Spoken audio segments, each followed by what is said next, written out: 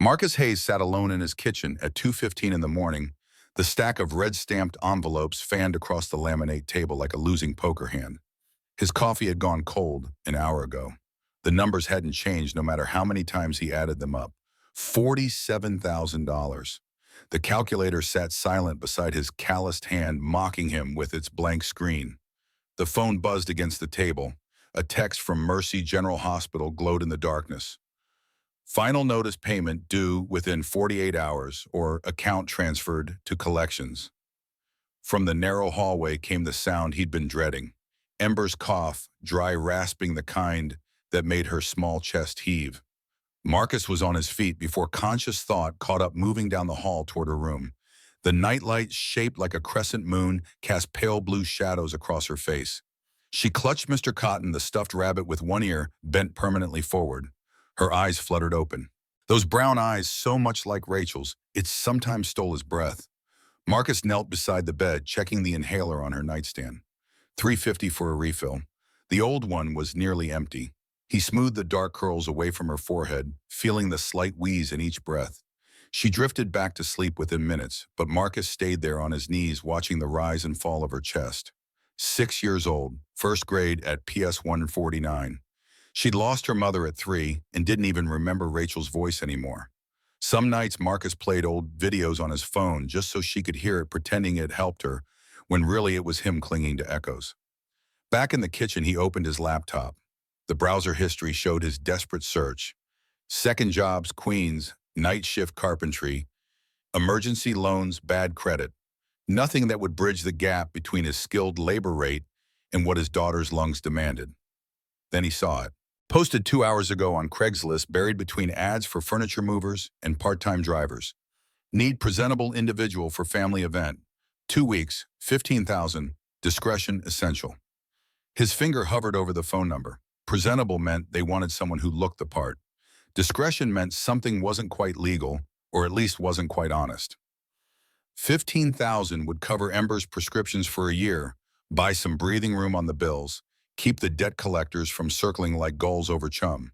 Men like him didn't take jobs like this, but fathers like him did what was necessary. He pressed call. The address led to a glass tower in Midtown, the kind of building where the doorman wore white gloves and the lobby marble probably cost more than Marcus made in 6 months. The man in the burgundy uniform looked him over, worn jeans, clean work boots, his only sport coat from the funeral 3 years back, and his expression suggested Marcus had taken a wrong turn somewhere. 42nd floor. The elevator moved so smoothly Marcus barely felt the acceleration. When the doors opened, they revealed a private vestibule with a single door. He knocked twice. She answered in seconds. Tall, maybe 5'8", with dark auburn hair pulled back in some complicated twist that probably had a French name. Her eyes hit him first green, like deep water, assessing him in the half-second before her expression locked into something pleasant and controlled. The gray suit looked hand-tailored. The heels were red-soled, which Rachel once told him meant Louboutin, which meant stupid money. Marcus recognized her immediately. Not from personal acquaintance, but from the magazine he'd been staring at in the hospital waiting room 3 weeks ago while they ran Ember's pulmonary function tests. Victoria Lancaster, youngest female CEO of a Fortune 500 company. Lancaster Technologies, something to do with artificial intelligence chips. The article called her the Ice Queen of Silicon Valley. He decided on honesty as his opening move. Lying to someone this sharp seemed like bringing a pocket knife to a sword fight. His voice came out steady. "You're Victoria Lancaster." She froze mid-gesture toward the interior of the penthouse. The surprise registered for exactly 1 beat before that mask of control slammed back into place. Her response carried curiosity rather than defensiveness. "You know who I am." Marcus stepped inside when she gestured, taking in the space floor-to-ceiling windows, showing Central Park sprawling north, the Hudson glinting west. The furniture looked like it belonged in a museum. Everything angles and expensive restraint. A Rothko on the wall if he'd remembered his art history correctly. Rachel had dragged him to MoMA once, tried to teach him to see what she saw in abstract expressionism. He'd never quite gotten it, but he remembered the names. He met her gaze directly. "Saw you in Forbes, in the hospital waiting room. Youngest female tech CEO. Hard to forget a face like that." Something shifted in her expression, not pleasure at the compliment, but a kind of weary recognition. She'd heard versions of that line before, probably from men trying to leverage her looks into some kind of advantage. But Marcus hadn't meant it as flattery, just stating facts. She crossed her arms, the movement defensive despite the confident posture. You researched me before coming here. Marcus shook his head. Recognized you after I saw the address. I've got a 6-year-old daughter. I don't meet strangers at 2 in the morning without knowing who they are. Called a buddy who does security work. He pulled your name off the building directory, confirmed what I'd already guessed. That earned him a different look, something that might have been respect. She gestured toward the sitting area, all hard edges and uncomfortable-looking leather. They sat across from each other like negotiators about to discuss a hostage exchange. Victoria's directness matched his own. I need someone to pretend to be my boyfriend for 2 weeks. My parents are flying in from Boston tomorrow. They've been pressuring me about being single for years. I told them I was seeing someone just to get them off my back. Now they want to meet him. Marcus leaned back, the leather creaking under his weight. Why not actually date someone, woman like you? I imagine you've got options. Her laugh held no humor. Real relationships come with expectations, emotions, complications. I don't have time for any of those. But a business transaction, clear terms defined ending, no ambiguity, that I can manage. The honesty surprised him. Most people dressed up their deceptions in prettier language. Victoria Lancaster apparently didn't bother. He studied her, looking past the polished exterior to the tension in her shoulders, the faint shadows under her eyes that good makeup almost hid. Here was someone who worked too much and slept too little, running from something she didn't want to name. His voice dropped lower. I've got a daughter, Ember. She's 6. If I do this, she'll know it's temporary. I don't teach my kid to lie. Victoria nodded, and something in her posture relaxed fractionally. I appreciate that integrity. In fact, that's exactly why I need someone like you. My father was an aerospace engineer before he retired. He can spot a fake at 50 paces. He values men who work with their hands, who understand craft and skill. That's why I chose you. Marcus felt the pieces clicking into place. You didn't just post a random ad. Her smile was slight but genuine. 3 months ago, my company hosted a gala at the Heritage Building in Tribeca. You were there restoring the main staircase. I watched you work for 20 minutes, the way you matched the grain patterns, tested each piece before installing it, respected the original craftsmanship. You treated that 140-year-old wood like it mattered, like it deserved care. The admission caught him off guard. She'd been planning this, researching him, deciding whether he fit whatever profile she needed. It should have felt invasive. Instead, it felt oddly fair. At least she'd done her homework. Victoria's voice shifted to pure business. $15,000 much, plus, I'll cover all outstanding medical bills for Ember. I understand she has asthma, that you're carrying approximately $47,000 in debt from hospital visits and prescriptions. Marcus felt his jaw tighten. You dug deep. Her gaze didn't waver. I'm a CEO of an $8 billion company. I don't invite strangers into my life without thorough vetting. That includes credit checks, medical records, employment history. If it makes you feel better, your background came back clean. No criminal record, no red flags. Just a single father doing his best against a healthcare system designed to bankrupt people like you. The accuracy stung because it was true.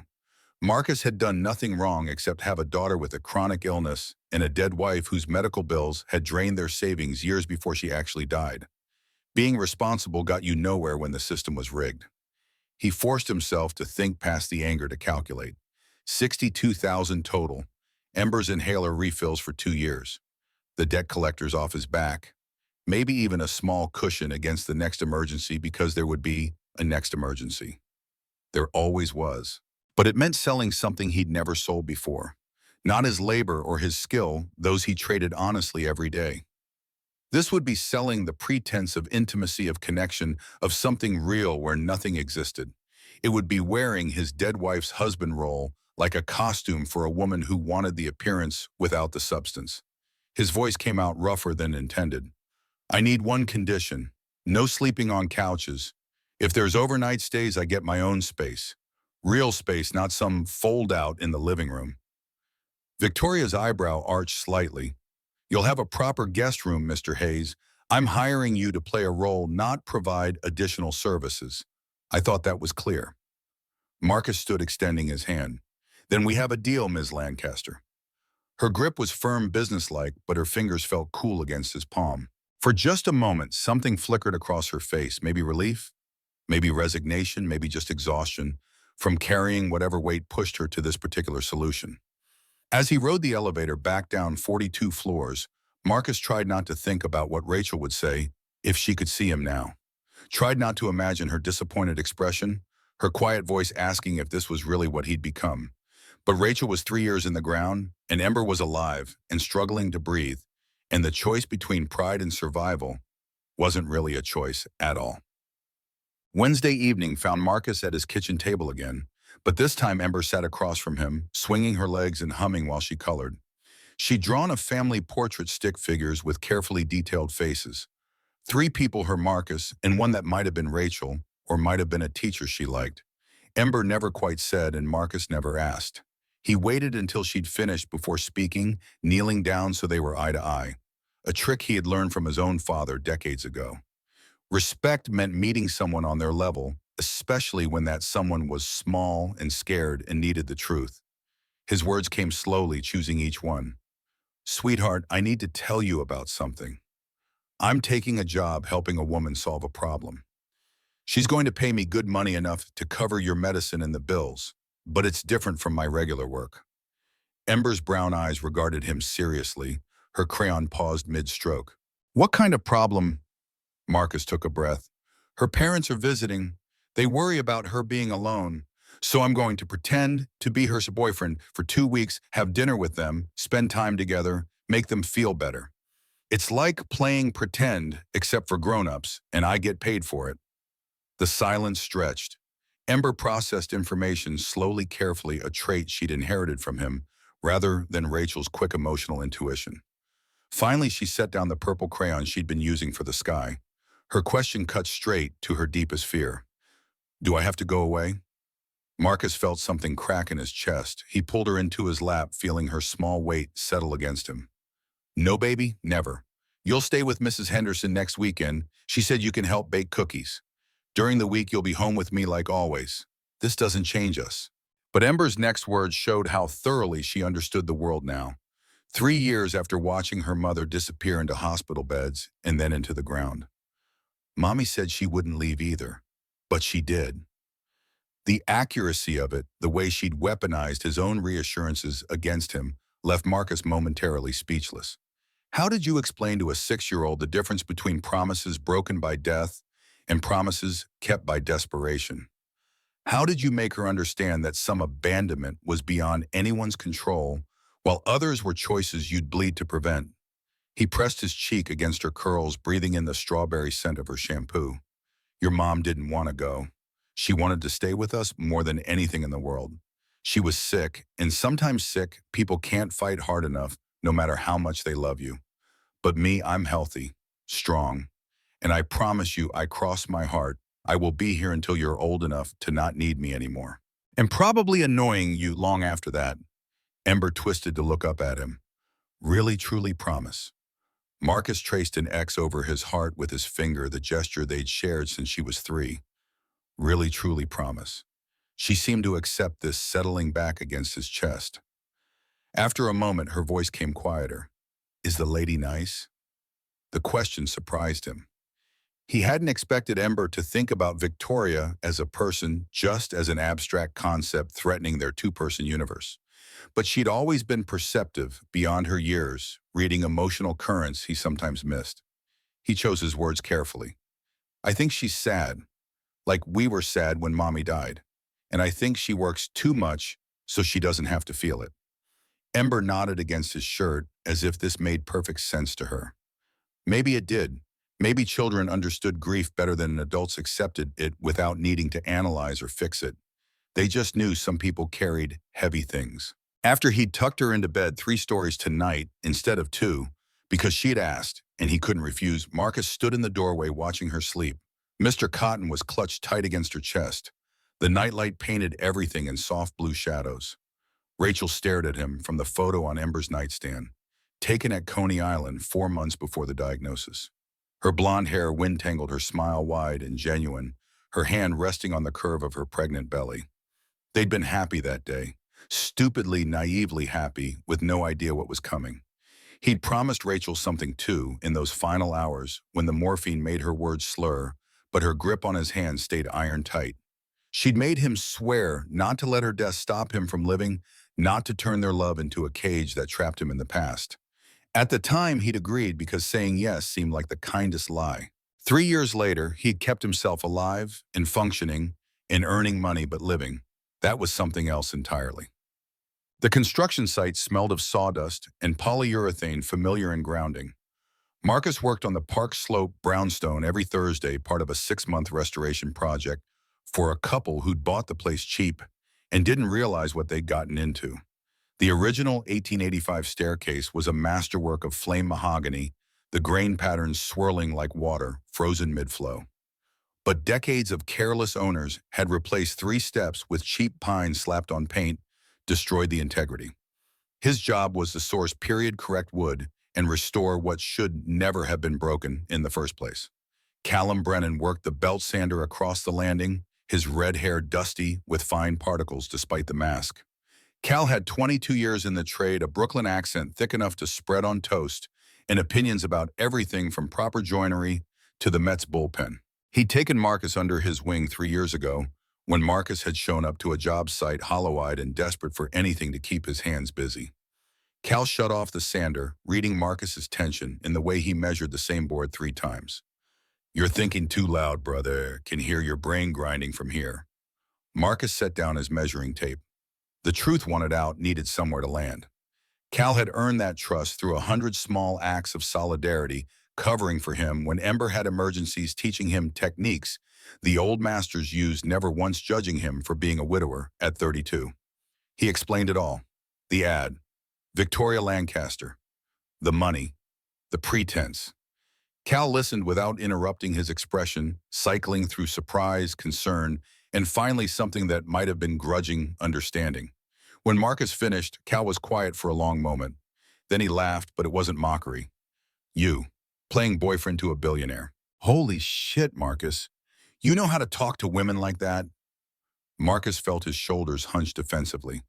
"That's the problem. I only know how to be myself. Rachel was a nurse, practical, real, no games.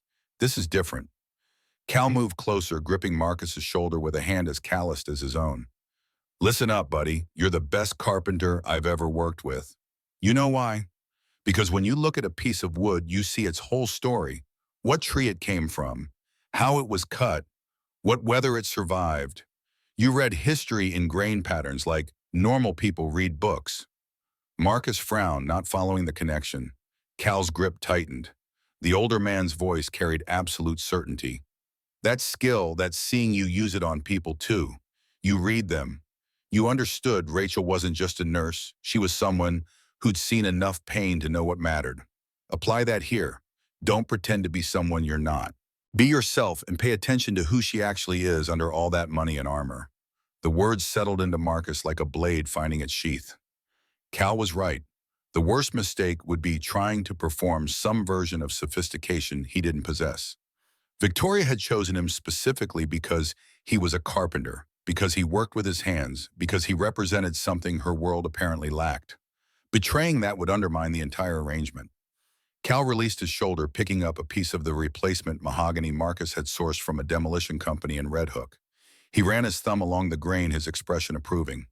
His voice went quieter. "This wood, it's beautiful because it's honest. No veneer hiding particle board, no fake finish pretending to be something else. Just good, solid, true material that'll last another 100 years if they're treated right." He looked up, meeting Marcus's eyes directly. "You're good, solid material, Marcus. Don't let money or nerves make you forget that." Marcus nodded, something loosening in his chest. Cal clapped him on the back, then returned to his sanding. They worked in companionable silence for another hour, before Cal mentioned that his wife Claire had offered to take Ember anytime Marcus needed backup childcare. The kids could play together, and Claire missed having a little girl around since their 2 boys had hit the teenage years and become incomprehensible. This was what brotherhood looked like in middle age. Not grand declarations or dramatic rescues, but quiet offers of help and the kind of support that asked for nothing in return except that you do the same when your turn came around. Victoria Lancaster's office occupied the corner of the 40th floor at Lancaster Technologies headquarters, a glass and steel monument to innovation in the financial district. At 11:30 at night, she had the entire floor to herself. The cleaning crew had finished hours ago. The markets had closed. Her inbox held another 200 messages, but her eyes burned too badly to read them anymore. She stood at the window, forehead pressed against the cool glass, watching the city pulse and glow below. From this height, individual people disappeared. Only patterns remained, traffic flowing lights winking on and off the great organism of Manhattan, breathing in its sleep. Diane Brooks appeared in the doorway, her reflection visible in the window. 50 years old, iron gray hair and a practical bob, the kind of unflappable competence that made her worth double her already substantial salary. She'd been Victoria's executive assistant for 7 years, which meant she'd witnessed the worst of the workaholic spiral and stayed loyal through it all. Her voice carried gentle reprimand. "You should go home. You look like hell." Victoria didn't turn around. "I need to finish the Nakamura presentation. The board meeting is Monday." Diane crossed the office, setting a cup of proper espresso, not the swill from the break room, on Victoria's desk. "The presentation is finished. You've revised it 4 times. At this point, you're just moving pixels around to avoid going back to that empty penthouse." The accuracy stung. Victoria finally turned, accepting the espresso. Diane was one of maybe 3 people who could speak to her like this honestly, without fear, treating her like a human rather than a title. It was simultaneously comforting and exhausting. She deflected with practicality. "Did you finalize the arrangements for my parents?" Diane's expression shifted to something more concerned. "Hotel suite booked at the Langham. Dinner reservations Friday, brunch Saturday. And speaking of which, are you certain about this Marcus Hayes situation?" Victoria sipped the espresso, buying time to frame her response. "It's a logical solution. My parents need to see I'm capable of maintaining a relationship. Marcus needs money for his daughter's medical care. Everyone gets what they need. No one gets hurt." Diane settled into the chair across from Victoria's desk, the one reserved for confidential conversations. "Except relationships aren't logical, and your parents aren't stupid. They'll dig. They'll ask questions. What happens when they fall in love with him and then he disappears in 2 weeks?" The question hit closer to home than Victoria wanted to acknowledge. She'd built her entire post-Daniel life on the principle that emotions were liabilities, that control and logic could replace the messy unpredictability of human connection. This arrangement fit that worldview perfectly, a problem solved through clear terms and financial incentive. But Diane was pointing at the flaw in the architecture. Her parents would invest emotionally even if Victoria didn't. They'd see Marcus as hope, as proof their daughter could move forward. And when he vanished, they had hurt all over again. Victoria set down her espresso, the cup rattling slightly against the saucer. "Then I'll deal with that in 2 weeks. Right now, I need them off my back about Preston and every other man they've tried to set me up with. I need them to stop looking at me with that worried expression, like I'm one breakdown away from institutionalization." Diane's silence spoke volumes. Finally, she stood, smoothing her skirt. "For what it's worth, I looked at Marcus Hayes' background. The man's been through hell and came out the other side still putting his daughter first. That's rare. Don't underestimate him." After Diane left, Victoria returned to the window. The espresso sat forgotten, growing cold. Her reflection stared back from the glass, 34 years old CEO of a Fortune 500 company, worth somewhere in the 9 figures personally. On paper, she had everything. In practice, she had a penthouse, she barely saw a company that consumed every waking hour, and a growing suspicion that she'd traded her humanity for success and couldn't figure out how to buy it back. 7 years. That's how long since Daniel had died in the passenger seat while she walked away with scratches. 7 years of building Lancaster Technologies from a promising startup into a juggernaut, of proving to herself and the world that she'd been right about the IPO, about aggressive expansion, about sacrificing everything for growth. The memory came unbidden, sharp-edged despite the years. Rain hammering the windshield. Daniel's voice rising in frustration, his hands gesturing too broadly in the confined space. They'd been arguing about going public. He wanted to stay private and controlled. She wanted the capital to scale rapidly. Same fight they'd been having for months, each conversation a little more bitter than the last. Her own voice echoing back through time. You don't understand business. You're so busy being careful that you can't see the opportunity. Daniel turning to respond, his face illuminated by passing headlights. Her looking at him instead of the road just for 1 second, needing him to understand, to agree to stop being so cautiously stubborn about their company's future. The red light she didn't see, the truck that shouldn't have been there, the sound of impact metal and glass, and the horrible silence after. She'd crawled out of the wreckage with a concussion and cuts from the shattered window. Daniel had died before the ambulance arrived, and the company they'd been fighting about now worth $8 billion. Every success felt like she was building a monument to her being right and him being dead because of it. Victoria pressed her palm against the glass, feeling the cold seep into her skin. She'd stopped going to therapy after the first year because the therapist kept using words like survivor's guilt and self-punishment in suggesting she forgive herself. But forgiveness seemed like erasure. If she stopped feeling guilty, what would that say about Daniel's death? That it was acceptable, that she'd moved on. So instead she worked. 16-hour days became 18, became 20. Sleep became a nuisance, food became fuel, and relationships became something other people had. The work was pure, concrete problems with logical solutions. No one died if she chose the wrong market strategy. At worst, people lost money, which was recoverable. Losing people, that was permanent. Her phone buzzed with a text from her father asking what time tomorrow. Looking forward to meeting Marcus, her mother sent her love. The message carried such warmth and hope that Victoria felt something twist painfully in her chest. They still believed she could be happy, still thought she deserved it. She'd been lying to them for 7 years about being fine, being focused, being satisfied with her life. Maybe this lie, a fake boyfriend who'd disappear on schedule, was just one more layer on a foundation already cracked beyond repair. Le Bernardin occupied a refined space in Midtown, the kind of restaurant where the waitstaff moved like ballet dancers and the wine list read like a doctoral thesis. Marcus felt profoundly out of place in his funeral suit, which had been purchased off the rack at Men's Warehouse in 222, and probably looked it. But he'd pressed it carefully, shined his only pair of dress shoes, and reminded himself that he'd survived worse than dinner with strangers. Robert Lancaster stood when Marcus approached their table, and the handshake that followed carried unexpected strength. The man was 63, tall, with silver hair, and the kind of shoulders that spoke to decades of physical work, despite the expensive suit. His palm bore calluses that had faded but never quite disappeared. Robert's assessment was immediate and approving. You work with your hands, I can tell.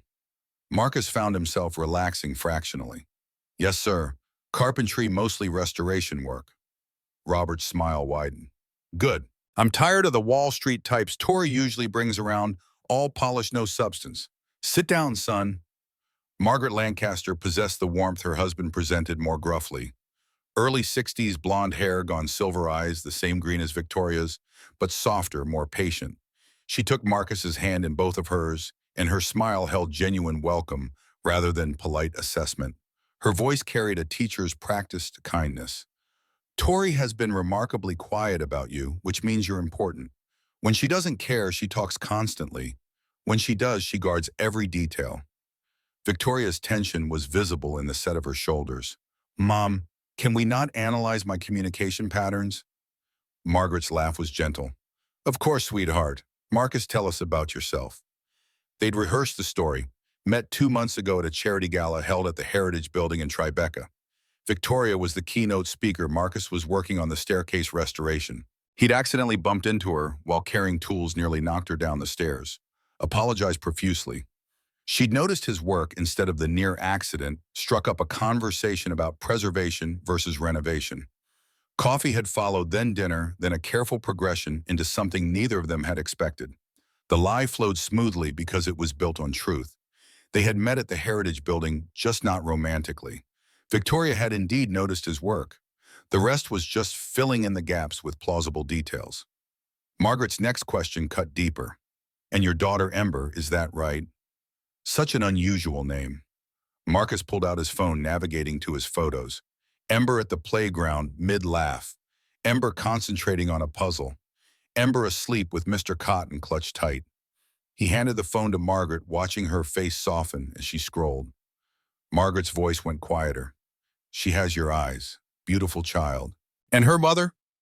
The table went still. This was the part they hadn't rehearsed because Marcus had told Victoria he wouldn't lie about Rachel. Some truths were too sacred to weaponize for someone else's family drama. His voice came out rougher than intended. My wife Rachel passed away 3 years ago. Breast cancer, stage 3. We fought for 14 months, but it wasn't enough. Margaret's hand flew to her mouth, her eyes immediately wet. Oh, Marcus, I'm so sorry. How devastating. The sympathy was genuine, which made it harder to receive. Marcus forced himself to meet her gaze. Some days are better than others. Ember barely remembers her, which is both a mercy and a tragedy. But we manage. We have to. Under the table, Victoria's hand found his. The gesture was supposed to be part of the performance, the supportive girlfriend offering comfort. But her fingers laced through his with a pressure that felt like more than acting, like she understood exactly the weight of carrying a dead spouse through every social interaction. Robert's voice carried unexpected emotion. Takes real strength to raise a child alone. Real character. My father died when I was 8. My mother worked 3 jobs to keep us fed. I know what single parents sacrifice. The conversation shifted. Marcus grateful for the reprieve. Robert asked about restoration work, and Marcus found himself genuinely engaged, explaining the difference between quarter sawn and plain sawn oak, the way original mortise and tenon joinery outlasted modern construction. By centuries, the satisfaction of matching grain patterns so perfectly, the repair became invisible. Robert leaned forward, his expression animated. That's exactly what I loved about aerospace engineering. Understanding why the old designs worked, not just copying them blindly. The DC-3 flew for 40 years because the engineers understood principles, not just formulas. They talked shop for 20 minutes, 2 men who understood the dignity of skilled craftsmanship finding common ground across different industries. Marcus forgot to be nervous, forgot he was being paid to sit here. This was just good conversation with someone who valued the same things he did. Margaret watched her daughter throughout, her expression thoughtful. Later, when the men were debating the merits of various wood finishes, she leaned close to Victoria and whispered something Marcus couldn't hear. Victoria's response was sharp defensive, but her mother just smiled and patted her hand. As dessert arrived, something architectural involving chocolate and gold leaf. Robert pulled Marcus aside under the guise of showing him something on his phone. They stood near the bar, away from the table. Robert's voice dropped to something more serious. I know my daughter, Marcus. Victoria doesn't let people in easily. After Daniel died, she locked herself away. I've watched her bring home various men over the years, successful, ambitious, usually terrible fits. But the way she looks at you is different. Marcus felt his chest tighten. Sir, I do not. Robert held up a hand. I'm not asking you to explain or justify anything. I'm just saying she's been hurt badly. She blames Heike herself for Daniel's death, even though the accident wasn't her fault. Any relationship with her comes with that ghost. Be patient with her. And if this isn't real for you, please don't let her think it is. She's had enough loss. The older man's perception cut too close to truth. Marcus found himself nodding, unable to form words that wouldn't be lies. Robert clapped his shoulder, approval or warning or both, and they returned to the table. The evening ended with plans for Saturday brunch addresses, exchanged, Robert insisting on picking up the check, despite Marcus's half-hearted protest. As they stood outside the restaurant, waiting for Victoria's driver, Margaret hugged Marcus with surprising strength. Her whisper was for him alone. Thank you for making her smile. I haven't seen her really smile in years. In the car, heading back to Queens, to relieve the neighbor watching Ember, Marcus stared out at the passing lights. Victoria sat beside him, her mask firmly in place, checking her phone with the same intensity someone might watch the stock ticker. Finally, she spoke without looking up. You were good tonight. Natural. My father likes you, which is rare. Marcus turned to face her profile. He's worried about you. They both are. Her fingers stilled on the screen. I know. That's why I needed someone they'd believe could care about me. Someone real, not another Preston, who saw me as a trophy or a networking opportunity. The honesty disarmed him. Is that what you think people see? A trophy? Victoria's laugh held no amusement. I'm worth 9 figures personally, Mr. Hayes. My company is worth billions. Every person I meet calculates what I can do for them before they learn my favorite color. That's just reality. Marcus thought about that, about living in a world where trust was impossible, where every interaction came with a hidden agenda. His life was hard in concrete ways, not enough money, constant worry about Ember's health, the grinding exhaustion of single parenthood. But at least when people helped him, they did it because they genuinely wanted to. Cal offering childcare didn't come with strings. Mrs. Henderson, watching Ember for a few extra hours, asked nothing in return. His voice came out gentler than he'd planned. For what it's worth, your father didn't calculate anything tonight. He just saw his daughter with someone who treated her like a person instead of a position. Victoria finally looked at him, something vulnerable flickering in her green eyes before she locked it away. That's because he doesn't know this is fake. The moment the transaction ends, so does the illusion.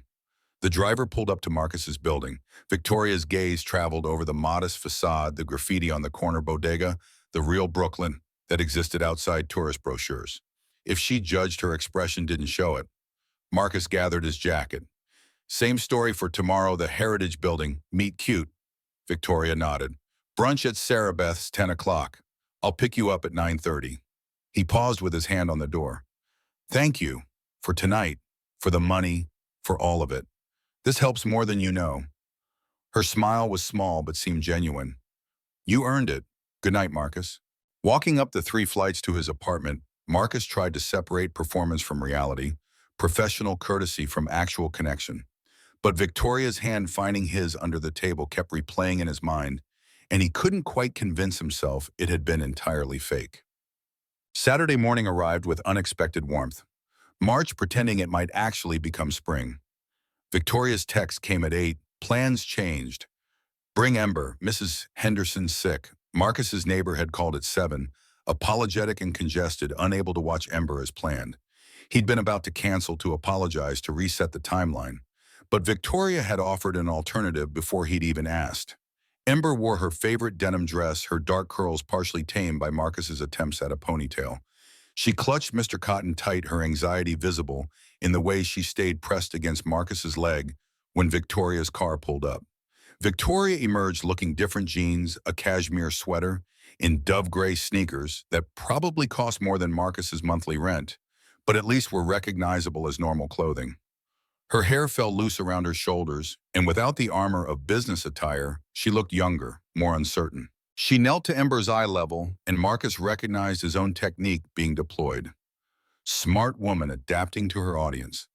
Victoria's voice lost its corporate edge, becoming something softer. Hi, Ember. I'm Victoria. I like Mr. Cotton. Is he a good rabbit? Ember's whisper barely carried.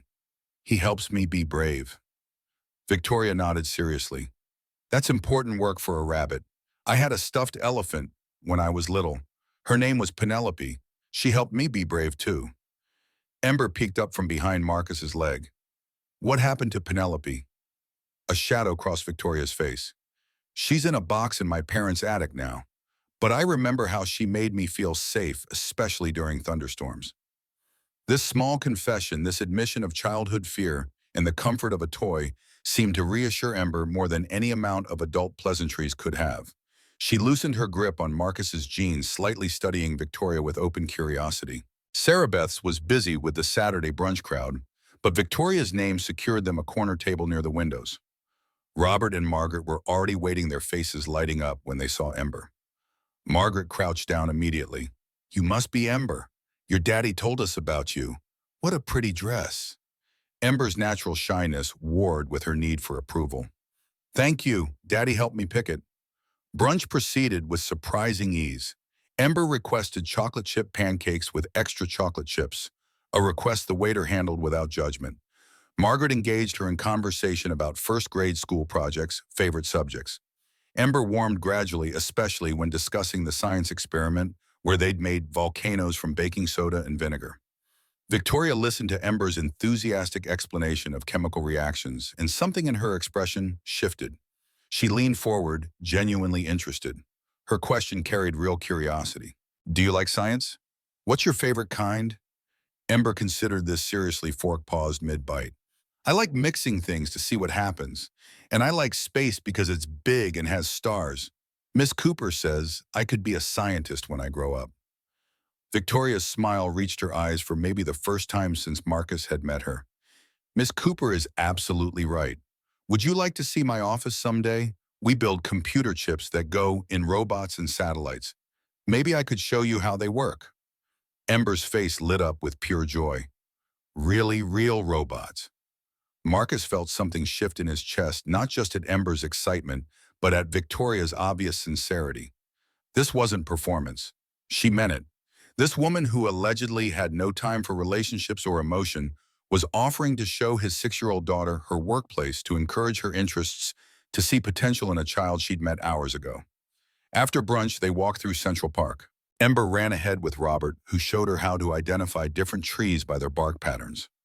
Margaret linked arms with Victoria, speaking quietly enough that Marcus couldn't hear. Victoria's responses seemed defensive at first, then gradually softened. Marcus walked beside them, close enough to intervene if needed, but far enough to give them space. The spring air carried the smell of warming earth and new leaves. Other families passed, couples pushing strollers, children on bikes, dogs straining at leashes. Normal weekend activities that Marcus rarely had time to enjoy. Victoria fell back to walk beside him while her mother caught up with Robert and Ember. They moved in silence for a while, the awkwardness of two people playing roles, unsure where performance ended and reality began. Her voice emerged quiet, almost hesitant. She's wonderful. Ember, smart and curious, and Marcus finished the thought. Scared. She's scared all the time that I'll disappear like Rachel did. That's why Mr. Cotton goes everywhere. He's security she can hold on to. Victoria was silent for several steps, then softer still. I understand that fear. After Daniel died, I couldn't trust that people would stay. Easier to not let them close enough to leave. The admission hung between them, more honest than anything they'd shared so far. Marcus found himself responding with equal truth. Rachel made me promise not to stop living after she died. Took me 3 years to understand what she meant. I've been surviving, not living, going through motions. Victoria glanced at him. That's exactly what I've been doing. 7 years of motions, building an empire because it's quantifiable proof that I'm not wasting the time Daniel didn't get. They walked on, understanding, settling between them like shared grief recognized. Ahead, Ember laughed at something Robert said, her voice carrying back to them. The sound of his daughter's happiness without fear threaded through it made Marcus's throat tight. Victoria's phone erupted with calls, 3 in succession, each one she declined with increasing irritation. Finally, she answered the fourth, her voice sharp. This better be urgent, Diane. She listened, her expression darkening. What do you mean leaked? Who had access to those files? More listening. I'll be there in 20 minutes. Have legal standing by. Victoria ended the call, her entire demeanor transforming. The softness evaporated, replaced by the ice queen the media loved to describe.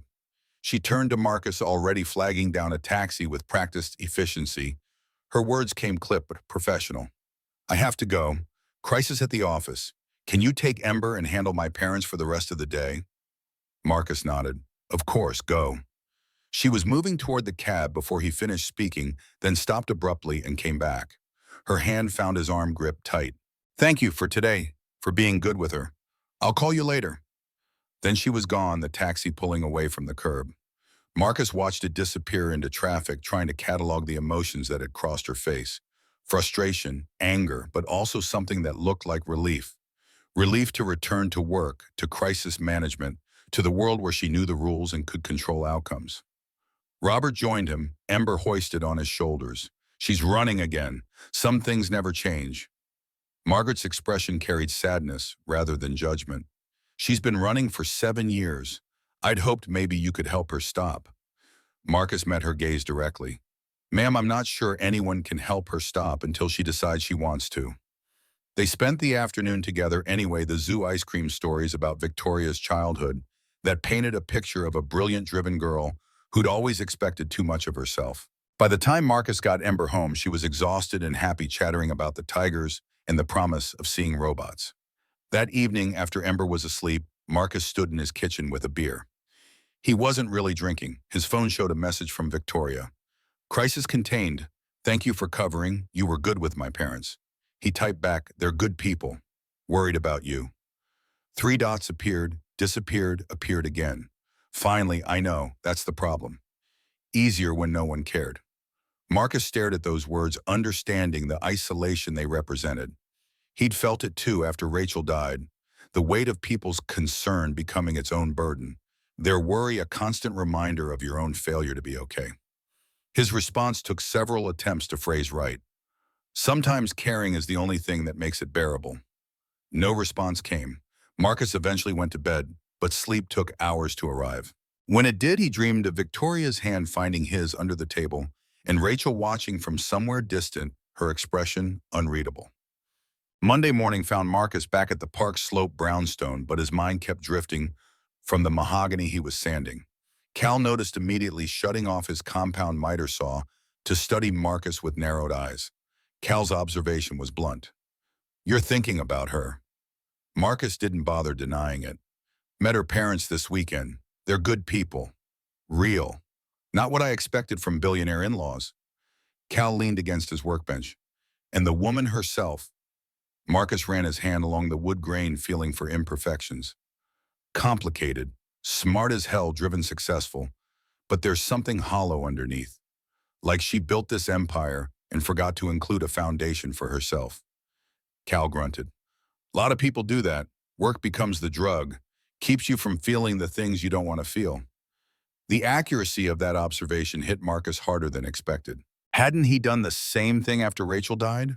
Buried himself in work, in being the perfect father, in never stopping long enough to process his own grief. Maybe he and Victoria weren't so different after all. His phone buzzed. Victoria.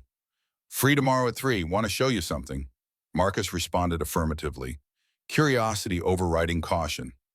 The next afternoon found him navigating Manhattan's financial district, approaching the Lancaster Technologies headquarters.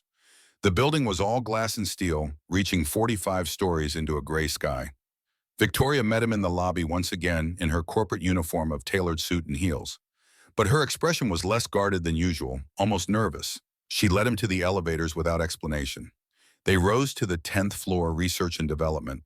The space opened into a sprawling workshop filled with equipment Marcus vaguely recognized from science fiction movies. Engineers in cleanroom suits worked at stations manipulating objects under microscopes. Victoria's voice carried pride. This is where we design the AI chips. Each one no bigger than your thumbnail, but capable of processing 1 trillion operations per second. She walked him through the process, her passion evident in every word. The way silicon wafers were etched with patterns too small for human eyes to see. The testing protocols ensuring each chip met specifications. The applications ranging from autonomous vehicles to medical diagnostics to space exploration. Marcus listened, genuinely fascinated. This was craftsmanship too, just at a microscopic scale. The same attention to detail, the same pursuit of perfection, the same satisfaction in making something that would outlast its creator. They ended in her office on the 40th floor. She poured coffee from an expensive machine that probably cost more than his truck, and they sat in the uncomfortable modern chairs facing the windows. Victoria's voice went quieter. I wanted you to see this, to understand what I'm building. Why I can't just walk away or slow down or stop for the sake of things like normal relationships. Marcus sipped the coffee, excellent, predictably. You're trying to justify why you hired me instead of actually dating someone. Her expression flickered. Maybe, or maybe I wanted someone to see what matters to me without immediately trying to change it or fix me, or tell me I need better work-life balance. Marcus set down his cup. Your parents said Daniel and you started this company together. Victoria's face went carefully blank. We did, 10 years ago, fresh out of MIT, full of ideas and stupidity. We worked from his garage, barely making rent, eating ramen and drinking bad coffee. It was the happiest I've ever been. On the past tense carried weight. Marcus waited, knowing she needed to get to the hard part in her own time. Her voice remained steady, clinical. 7 years ago, we were arguing about going public. I wanted to IPO, use the capital to scale rapidly. Daniel wanted to stay private and controlled. We fought about it for months. That night, the night he died, we were having the same argument. I was driving. I was angry. I turned to look at him instead of watching the road. There was a truck. I didn't see the red light. Marcus felt his chest constrict. He'd guessed some version of this, but hearing it stated so baldly hit differently. Victoria continued, her gaze fixed on the windows. Daniel died instantly. I walked away with cuts and bruises. And the company we were fighting about, I took it public 6 months later. Grew it from 20 million to 8 billion in 7 years. Proved I was right about everything, except being right cost him his life. Marcus chose his words carefully. You didn't kill him. An accident did. Her laugh was bitter. I was distracted. I was the one driving. If I'd been watching the road instead of trying to win an argument, he'd still be alive. We'd probably be working together in some mid-sized company nobody's heard of, and he'd have the wife and kids he wanted. Marcus leaned forward. You can't know that. You can't live in hypotheticals. Victoria finally looked at him. Can I? Because I've spent 7 years doing exactly that. Every success feels like I'm dancing on his grave. Every milestone is proof that I valued this. She gestured at the office, the view, the empire beyond, more than I valued him. The raw pain in her voice cracked something open in Marcus. He understood survivor's guilt intimately. The irrational but persistent conviction that he should have saved Rachel somehow, that better insurance or earlier detection, or any of 1,000 impossible things might have changed the outcome. His voice came out rougher than intended. I blamed myself when Rachel died. Thought if I'd made more money, gotten better insurance, forced her to go to the doctor sooner when she first found the lump, maybe she'd still be here. Spent 2 years thinking every decision I'd made was wrong. Victoria's attention sharpened. What changed? Marcus pulled out his phone, navigating to a video. Rachel's skeletal from chemo sitting in their bed 2 weeks before she died. Her voice barely above a whisper, but still Rachel stubborn, loving, absolutely certain.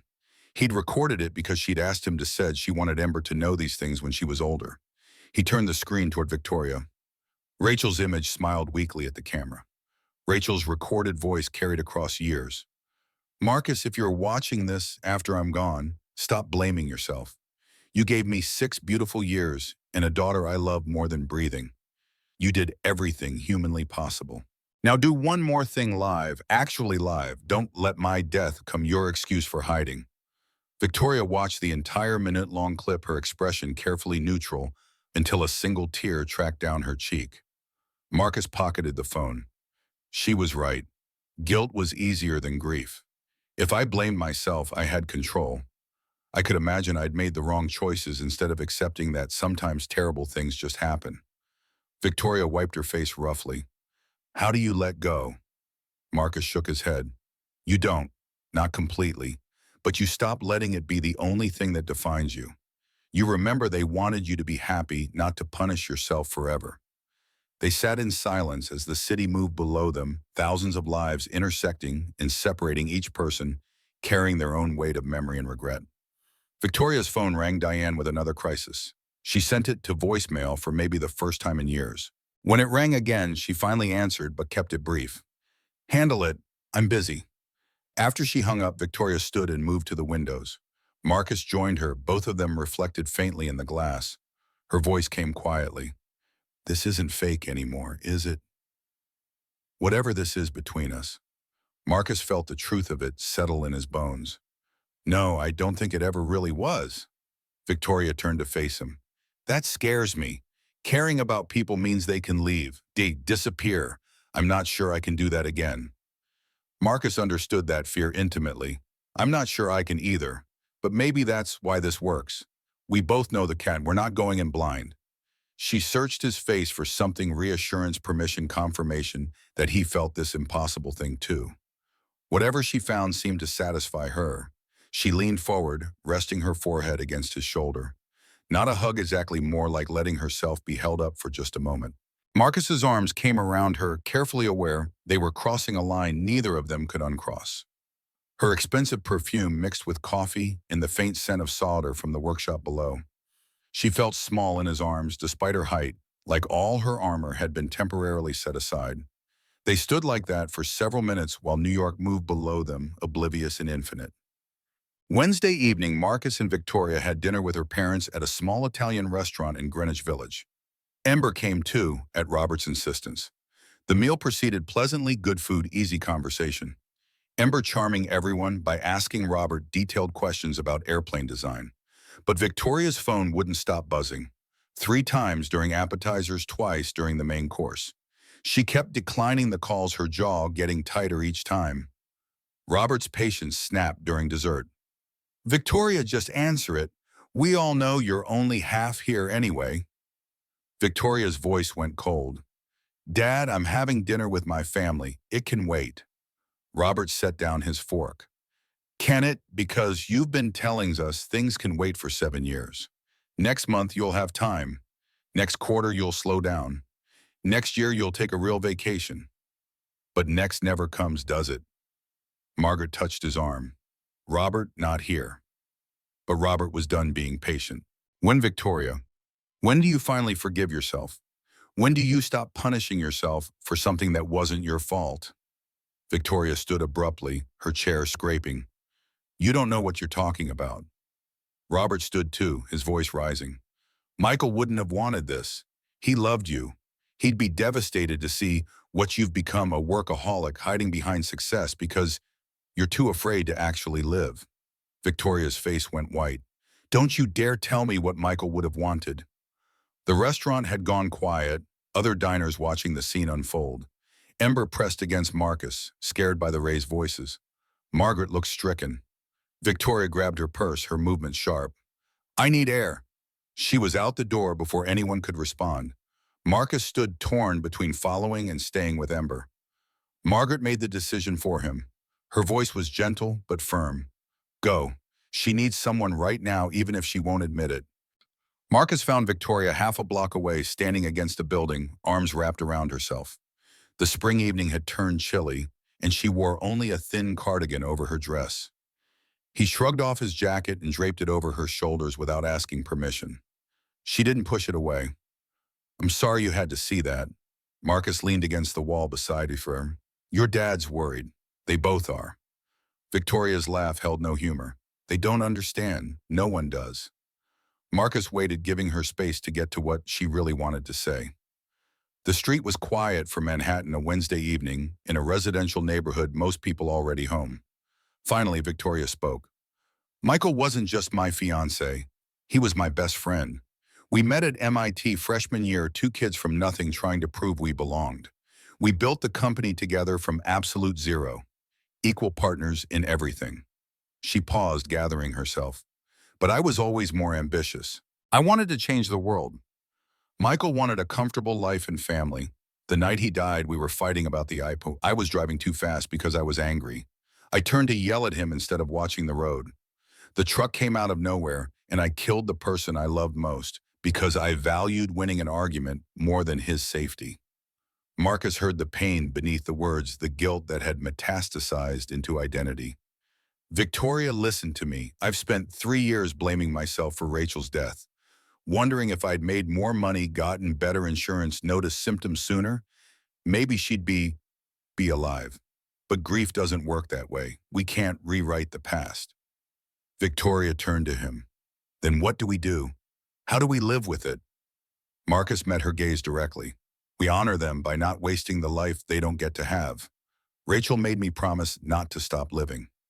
I think Michael would say the same thing. Something broke in Victoria's expression. Tears she'd been holding back for possibly years spilled over, and she made a sound that was half sob, half gasp. Marcus pulled her into his arms, and she collapsed against him, crying in a way that felt like purging poison. He held her while she shook, while pedestrians walked past awkwardly, while the city noise continued around them, indifferent. Eventually the storm passed. She pulled back, wiping her face with her hands, her mascara ruined, but her eyes clearer. Victoria's voice came out hoarse. I don't cry. I never cry. Marcus thumbed away a remaining tear. Maybe that's the problem. She looked at him, really looked, seeing past the arrangement and the money and the temporary nature of their agreement. What passed between them was recognition. 2 broken people finding matching pieces in each other's damage. Victoria kissed him, not tentative or questioning, but with the desperation of someone finally allowing themselves to feel. Marcus kissed her while tasting salt and coffee, and something he'd thought he'd never experience again after Rachel possibility. When they broke apart, both breathing hard, Victoria's expression mixed fear and relief. This wasn't supposed to happen. Marcus kept his hands on her waist, anchoring them both. No, but it did. Victoria's phone buzzed in her purse. She pulled it out, glanced at the screen, and for once ignored it completely. Then her expression changed, going from soft to sharp in an instant. She showed him the screen. A text from an unknown number. Stop Nakamura deal or people you love get hurt. Ember looks sweet at PS 149 playground, would be shame if something happened. Attached was a photo of Ember at school recess taken from across the street. Today's date was visible on a playground sign in the background. Marcus felt cold flood his system, every protective instinct slamming into high alert. His voice came out dangerous, barely controlled. Who the fuck threatens my daughter? Victoria was already dialing her face hard. Someone who just made a very bad mistake. Marcus had Ember out of PS 149 within the hour.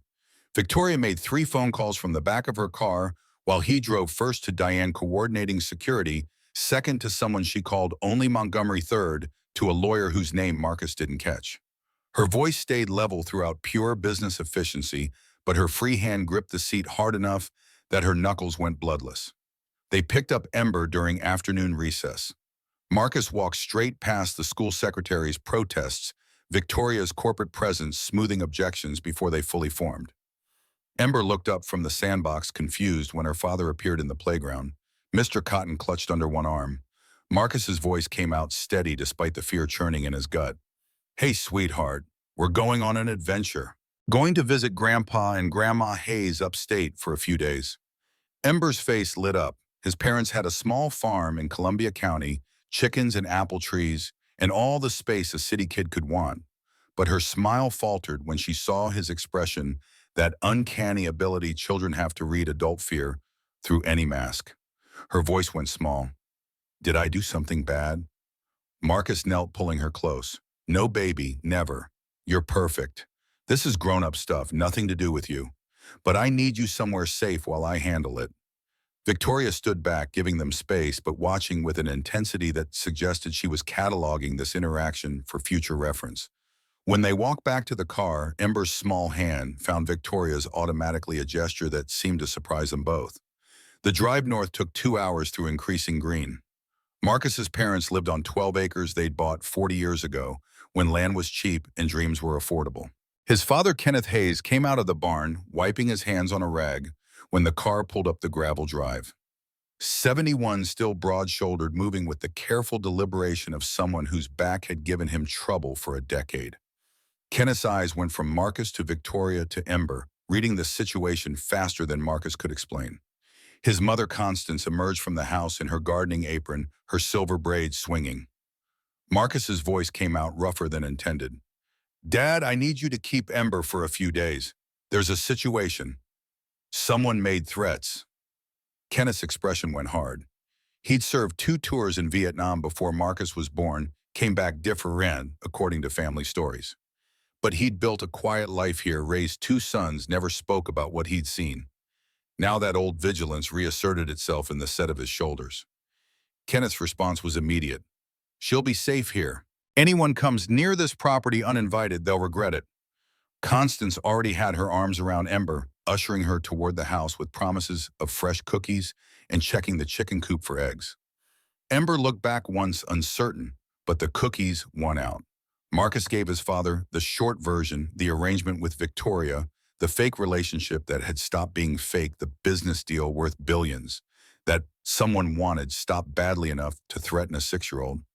Kenneth listened without interrupting his expression, giving away nothing. When Marcus finished, his father gripped his shoulder. You did right bringing her here. I've got the shotgun cleaned and your brother's coming up tomorrow with his dogs. We'll keep watch. The casual mention of firearms and surveillance plans should have felt excessive. Instead, it felt like the only reasonable response to someone photographing his daughter at school. Victoria had stayed by the car, maintaining distance from this family intimacy. But Constance approached her directly, taking both her hands in a grip that was gentle but allowed no escape. Constance's voice carried the warmth that had made her an elementary school teacher for 35 years. You take care of my son, and yourself. Whatever you're facing, you face it together. Victoria's carefully constructed composure cracked slightly. I brought this danger to them. I should... Constance cut her off. Nonsense. Whoever made those threats brought the danger. You're just the excuse. Now go handle it and bring Marcus back safe. The drive back to the city felt longer despite covering the same miles. Victoria made more calls her side of the conversations, revealing a picture Marcus hadn't fully grasped. The Nakamura deal wasn't just large, it was existential. A partnership that would make Lancaster Technologies the dominant player in AI chip manufacturing, effectively controlling the market for the next decade. Competitors would be crushed. Billions in market share would shift. Victoria's voice carried exhaustion when she finally set the phone down. The leak is coming from inside the company, has to be. The information that got out was in a secure server accessible only to senior management. Marcus watched farmland give way to suburbs to city sprawl. How many people have that access? Victoria counted on her fingers. 12. Board members, C-suite executives. People I've worked with for years. People I thought I could trust. The bitterness in her voice suggested she'd learned that lesson before. Marcus remembered her earlier words about everyone calculating what she could do for them, about trust being impossible when you were worth 9 figures. His response came carefully.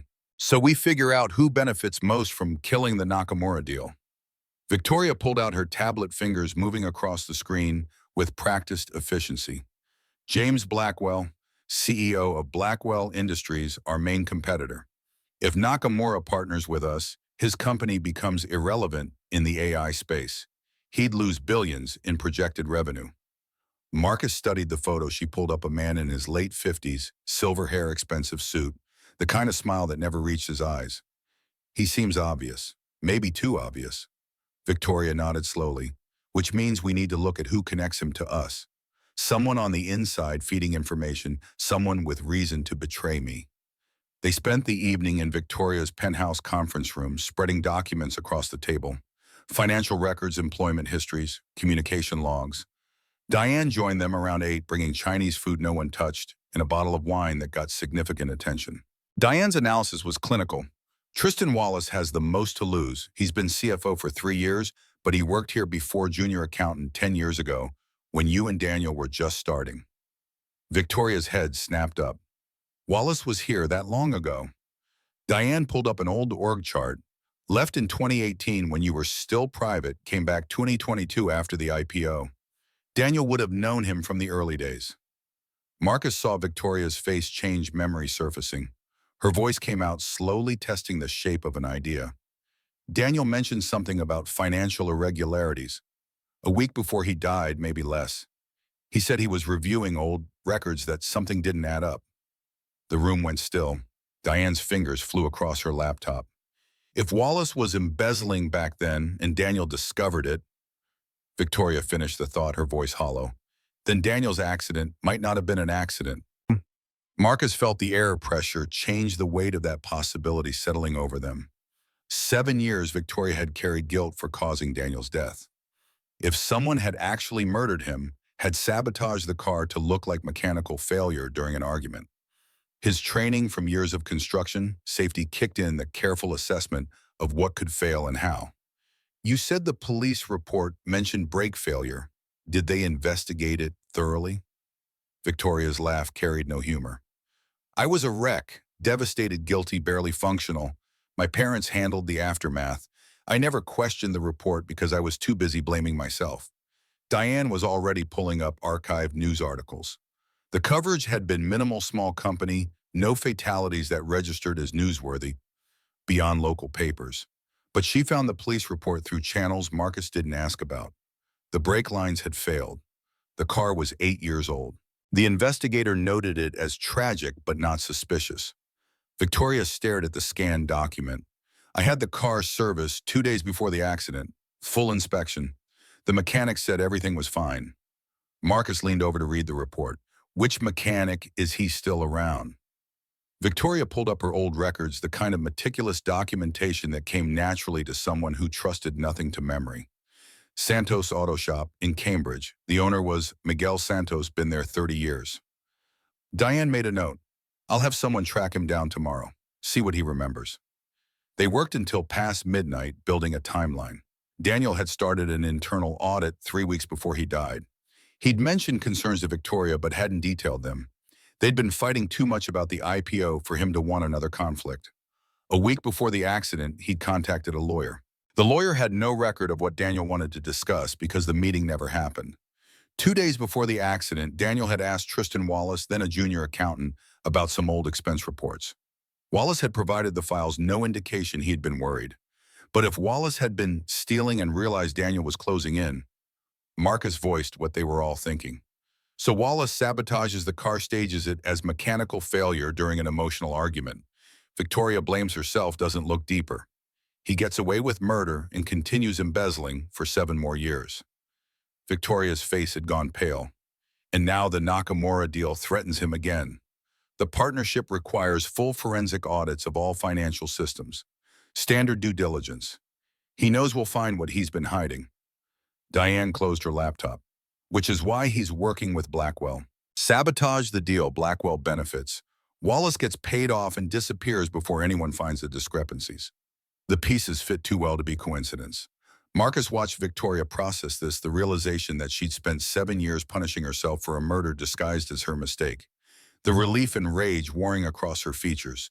Victoria's voice when it came was ice-cold fury. I want him destroyed completely.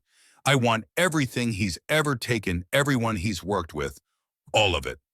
Marcus recognized that tone, the same one he'd used when Ember's first doctor had dismissed her breathing problems as attention-seeking. Pure protective rage channeled into absolute focus. Diane's warning came gentle but firm. We need proof. Real courtroom, ready proof. And we need to be careful. If Wallace realizes we know, Marcus finished the thought, he's already threatened Ember. If he feels cornered, he'll escalate. Victoria stood pacing to the windows. Manhattan glittered below, oblivious to the conspiracy unfolding in the tower above it. When she turned back, her expression had hardened into something that reminded Marcus why she'd built an empire in 7 years. Her voice carried absolute certainty. Then we give him what he thinks he wants. Make him comfortable. Make him sloppy. And we get everything on record before he knows what's happening. Friday morning brought unexpected sunshine and Robert Lancaster's insistence on breakfast. Victoria tried to cancel too much happening, too many things to coordinate, but her mother's quiet request wore her down. Some things you couldn't say no to, even in crisis. They met at a diner in Chelsea, the kind of place with cracked vinyl booths and coffee that tasted like it had been brewing since the Carter administration. Robert looked tired, guilt evident in the lines around his eyes. Margaret sat close to him, a unified front. Robert's apology came immediately. I was out of line Wednesday. Your life, your choices. I had no right. Victoria's response was quieter than Marcus expected. You were right. I have been running. For 7 years I've been running. Margaret reached across the table, taking her daughter's hand. We just want you to be happy, sweetheart. Success is wonderful, but it's not the same as joy. Victoria glanced at Marcus, something vulnerable in that look. I'm starting to remember the difference. Robert's attention shifted to Marcus, assessing. You're good for her. First person I've seen her actually relax around since Daniel. The name hung in the air, heavy with history. Marcus chose honesty over comfort. Sir, there's something you should know. Victoria and I are looking into Daniel's death. We don't think it was an accident. Margaret's hand flew to her mouth. Robert went very still, that old military alertness surfacing. Robert's voice dropped. Explain. Victoria laid it out, Daniel's suspicions about financial irregularities, the convenient timing of the accident, the current threats connected to Wallace, and the Nakamura deal.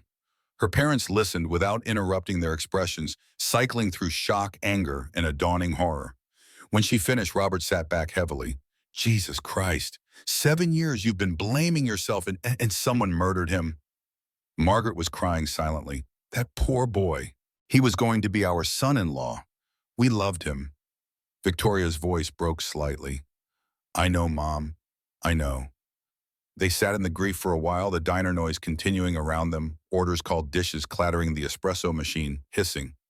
Normal life flowing past their bubble of revelation. Finally, Robert leaned forward. What do you need from us? Victoria shook her head. Nothing. Just keep yourself safe. If Wallace is desperate enough to threaten a child, he might. Robert cut her off. We'll be careful. But Victoria, listen to me. This isn't your fault. None of it. Not Daniel's death, not the company fights, not any of it. Someone chose to commit murder. That's on them. The words seemed to hit Victoria harder than any amount of her own reasoning had. Sometimes you needed to hear absolution from the people who'd known you longest, who'd loved you, before you became whatever the world made you. Margaret's voice carried fierce protectiveness. You find who did this. You make them pay. And Marcus, she turned to him, her gaze direct. You keep our daughter safe. Marcus met that look with equal intensity. Yes, ma'am, I will. They parted with longer hugs than usual, the kind that acknowledged danger without naming it explicitly. Walking back to Victoria's car, Marcus felt her hand slip into his. Not for show, not for her parents' benefit, just needing the contact. Her voice came quietly. Thank you for being here, for all of it. Marcus squeezed her hand. Where else would I be? Detective Laurel Montgomery met them at a coffee shop in Tribeca, the kind of place where the barista knew everyone's order and the Wi-Fi password hadn't changed in 5 years. She was 42, blonde hair, pulled back, dressed in plain clothes that still somehow screamed law enforcement. She'd been Victoria's roommate sophomore year at MIT before dropping out to join NYPD, but they'd stayed close. Laurel's assessment was immediate and brutal. You should have come to me the second you got that threat. Victoria didn't flinch. I needed to understand what we were dealing with first. Just reporting it would alert whoever's behind this. Laurel's expression suggested she didn't like it, but understood the logic. Walk me through everything. They did, starting with the threat and working backward to Daniel's death. Laurel took notes in a small leather book, her handwriting neat and precise. When they mentioned Tristan Wallace, she underlined his name twice. Laurel's voice carried professional skepticism. Embezzlement is one thing, murder is a massive escalation. You're sure about this? Marcus pulled up the timeline on Victoria's tablet. Daniel started asking questions 3 weeks before he died. Car accident happens during an argument when they're both emotional, perfect cover. Wallace stays in the background, keeps stealing. 7 years later, the Nakamura audit threatens to expose everything, and suddenly we get threats and corporate espionage. Laurel studied the timeline, her expression thoughtful. It fits, but fitting isn't proof. We need something concrete. Victoria leaned forward. What if we get Wallace on tape, make him think he's safe, get him talking? Laurel's shake of her head was immediate. Absolutely not. This is police business now. You're not going to wire yourself up and confront a suspected murderer. Victoria's voice went hard. He's my CFO. I have every right to meet with him. The two women stared at each other. Old friendship creating tension where there might have been clear hierarchy. Laurel had the badge, but Victoria had the access and the motivation. Marcus interrupted before it could escalate. What if Detective Montgomery supervises Victoria, wears a wire, but police are listening, ready to intervene if things go wrong? Laurel's expression suggested she didn't love it. That could work, but we'd need it to happen somewhere public-controlled, and Wallace would have to incriminate himself clearly, no ambiguity for lawyers to exploit. Victoria was already planning. I'll call an emergency board meeting for Monday. Tell him I need to discuss concerns about the Nakamura deal, ask him to meet me privately first. He'll think I'm getting cold feet, that he's winning. Laurel made more notes. Meanwhile, I'll pull Wallace's financials, see what I can find. If he's got offshore accounts or sudden unexplained income, that gives us leverage. And they spent another hour coordinating details. Laurel would work with her contacts in financial crimes, see if they could trace any payments from Blackwell or suspicious transactions. Victoria would act normal, maintain her routine, give Wallace no indication they suspected anything. As they stood to leave, Laurel caught Marcus's arm. Her voice dropped low enough that Victoria signing the check couldn't hear. You care about her. I can see it. So let me be clear, this is dangerous. Wallace has already killed once. Don't let her take stupid risks trying to prove something. Marcus met her gaze directly. I won't. Laurel's smile was slight but approving. Good. She's been alone too long. Nice to see someone actually watching her back. The weekend passed in strange suspension. Victoria wanted to work, to chase leads, to do something active, But Laurel had been explicit, act normal, don't spook Wallace. So they maintained the appearance of a couple enjoying their time together. Saturday afternoon found them at a farmer's market in Union Square, Victoria, in jeans and a sweater that made her look younger, more approachable. Marcus bought apples and fresh bread, let her lead him between stalls selling artisanal cheese and hand-thrown pottery. Other couples did the same weekends in the city, bleeding into each other, none of them knowing about murder conspiracies or billion-dollar betrayals. Victoria stopped at a stall selling children's books, her fingers tracing spines. She pulled out one about a girl who built a robot, the illustrations bright and optimistic. Her voice came soft. For Ember, when she comes back. The casualness of when she comes back hit Marcus harder than expected. Not if this works out or assuming we survive, just a confident assumption that they'd get through this and life would continue, that Ember would return and Victoria would be part of that return. Marcus's throat felt tight. She'll love it. Victoria added 3 more books to the pile: Science Experiments, Space Exploration, a story about a girl whose mother was the moon. Marcus watched her select them with care, reading back covers, judging age appropriateness. This woman who claimed not to have time for relationships was planning for his daughter's future, like it was already decided they'd be part of each other's lives. They walked through the city as afternoon faded to evening, no destination in mind. Past Washington Square, where street performers gathered through the West Village's narrow streets, eventually ending up on the High Line as the sun painted everything gold. Victoria stopped at a bench overlooking the Hudson, the water reflecting light in shattered pieces. Marcus sat beside her, their shoulders touching. Around them, the city performed its weekend rituals, joggers passing tourists, photographing sunsets, couples holding hands. Her voice broke the silence. I keep thinking about alternative histories. What if Daniel and I hadn't fought that night? What if I'd been watching the road? What if Wallace had never started stealing, or Daniel had reported him earlier, or 1,000 other variables had been different? Marcus understood the trap of hypotheticals. You'll drive yourself crazy with what-ifs. Victoria turned to face him. But some of them matter. What if I hadn't posted that Craigslist ad? What if you hadn't called? We'd both still be trapped in our separate grief, going through motions. Marcus considered that alternate timeline, him drowning in debt, Victoria working herself to death, neither of them allowing connection because connection meant vulnerability. Maybe some accidents are supposed to happen. Victoria's smile was small but genuine. Is that what we are, an accident? Marcus touched her face, thumb brushing her cheekbone. The best kind. She kissed him as the sun finally dropped below the horizon, the city lights beginning their nightly bloom. Around them, people moved past, politely ignoring the couple on the bench. For a moment, they were just 2 people who'd found each other, not a CEO and a carpenter. Not 2 people hunting a murderer. Just Marcus and Victoria figuring out what came next. His phone shattered the moment his mother's number. Marcus answered immediately, fear spiking. Constance's voice came steady but urgent. Marcus, Ember's having trouble breathing. We used her inhaler, but it's not helping. We're taking her to Columbia Memorial. Marcus was on his feet, Victoria already flagging a taxi. We're 2 hours away. Mom, stay with her. Tell her I'm coming. The drive north was a blur of Victoria's driver pushing speed limits, while Marcus's mind spun worst-case scenarios. Ember's asthma was usually controllable with proper medication, but sometimes triggers overwhelmed the treatment. Dust pollen stressed her body, betraying her when she needed it most. Except Ember had been fine when he'd left her. Happy, excited about the farm, no signs of respiratory distress. And the timing right after they'd started investigating Wallace, right when things were coming to a head, felt too convenient. Victoria was on her phone calling someone.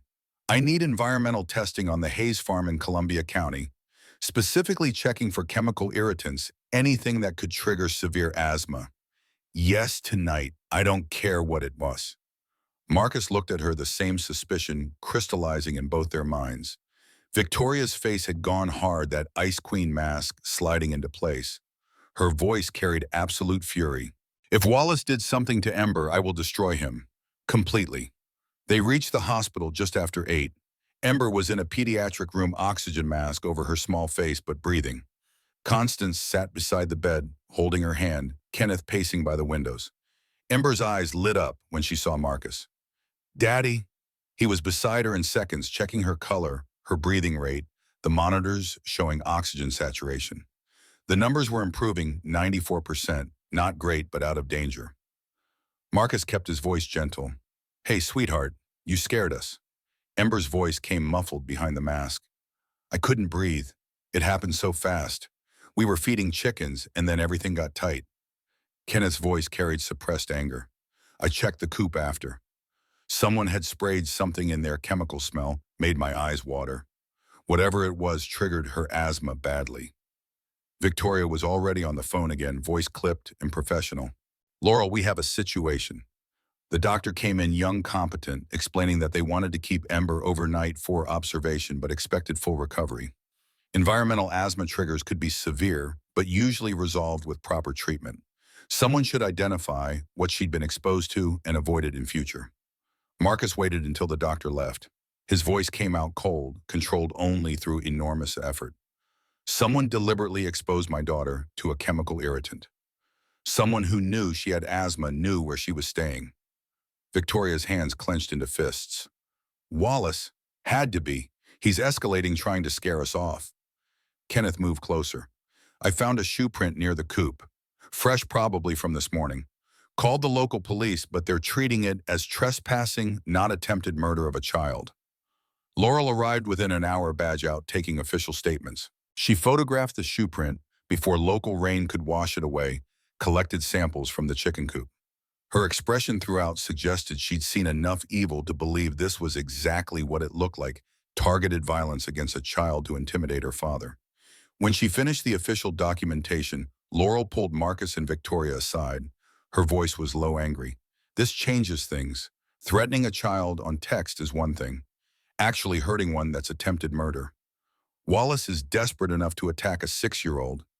You need to be extremely careful." Victoria's response was immediate. "Then we move faster. Set up the meeting for tomorrow." Laurel shook her head. "Tomorrow's Sunday. Monday first thing, I'll have teams ready." Marcus wanted to argue for immediate action for kicking down Wallace's door and beating answers out of him with his fists. But Laurel was right. They needed this done correctly legally, in a way that would put Wallace away forever rather than letting him walk on technicalities. He stayed with Ember through the night, Victoria in the chair beside him, both of them unwilling to leave her unguarded. Kenneth remained positioned by the door, and Marcus noticed his father had brought the shotgun from his truck. The hospital security didn't question it. Some things country hospitals understood. Around 3 in the morning, Ember woke briefly. Her oxygen mask had been removed, replaced with nasal cannula. Her voice came small and scared. Ember's question cut straight through. "Did I do something wrong? Is that why someone hurt me?" Marcus felt something break in his chest. He gathered her carefully, mindful of the IV and monitoring wires. "No, baby. Never. Bad people sometimes hurt good people. But it's not your fault. None of this is your fault." Victoria moved to the other side of the bed. "And we're going to make sure they can't hurt anyone ever again. I promise." Ember studied Victoria seriously. "Are you going to be my new mom?" The question hung in the air, too large and complicated for a hospital room at 3 in the morning. Marcus started to deflect, but Victoria spoke first. Her voice carried surprising gentleness. "I'd like to be someone who helps take care of you, if that's okay. Not replacing your mom, no one could do that, but maybe being someone else who loves you too." Ember considered this, then nodded. "Okay, but you have to meet Mr. Cotton properly. He's very important." Victoria solemnly shook the stuffed rabbit's paw. "I'm honored to meet you, Mr. Cotton. Thank you for taking care of Ember."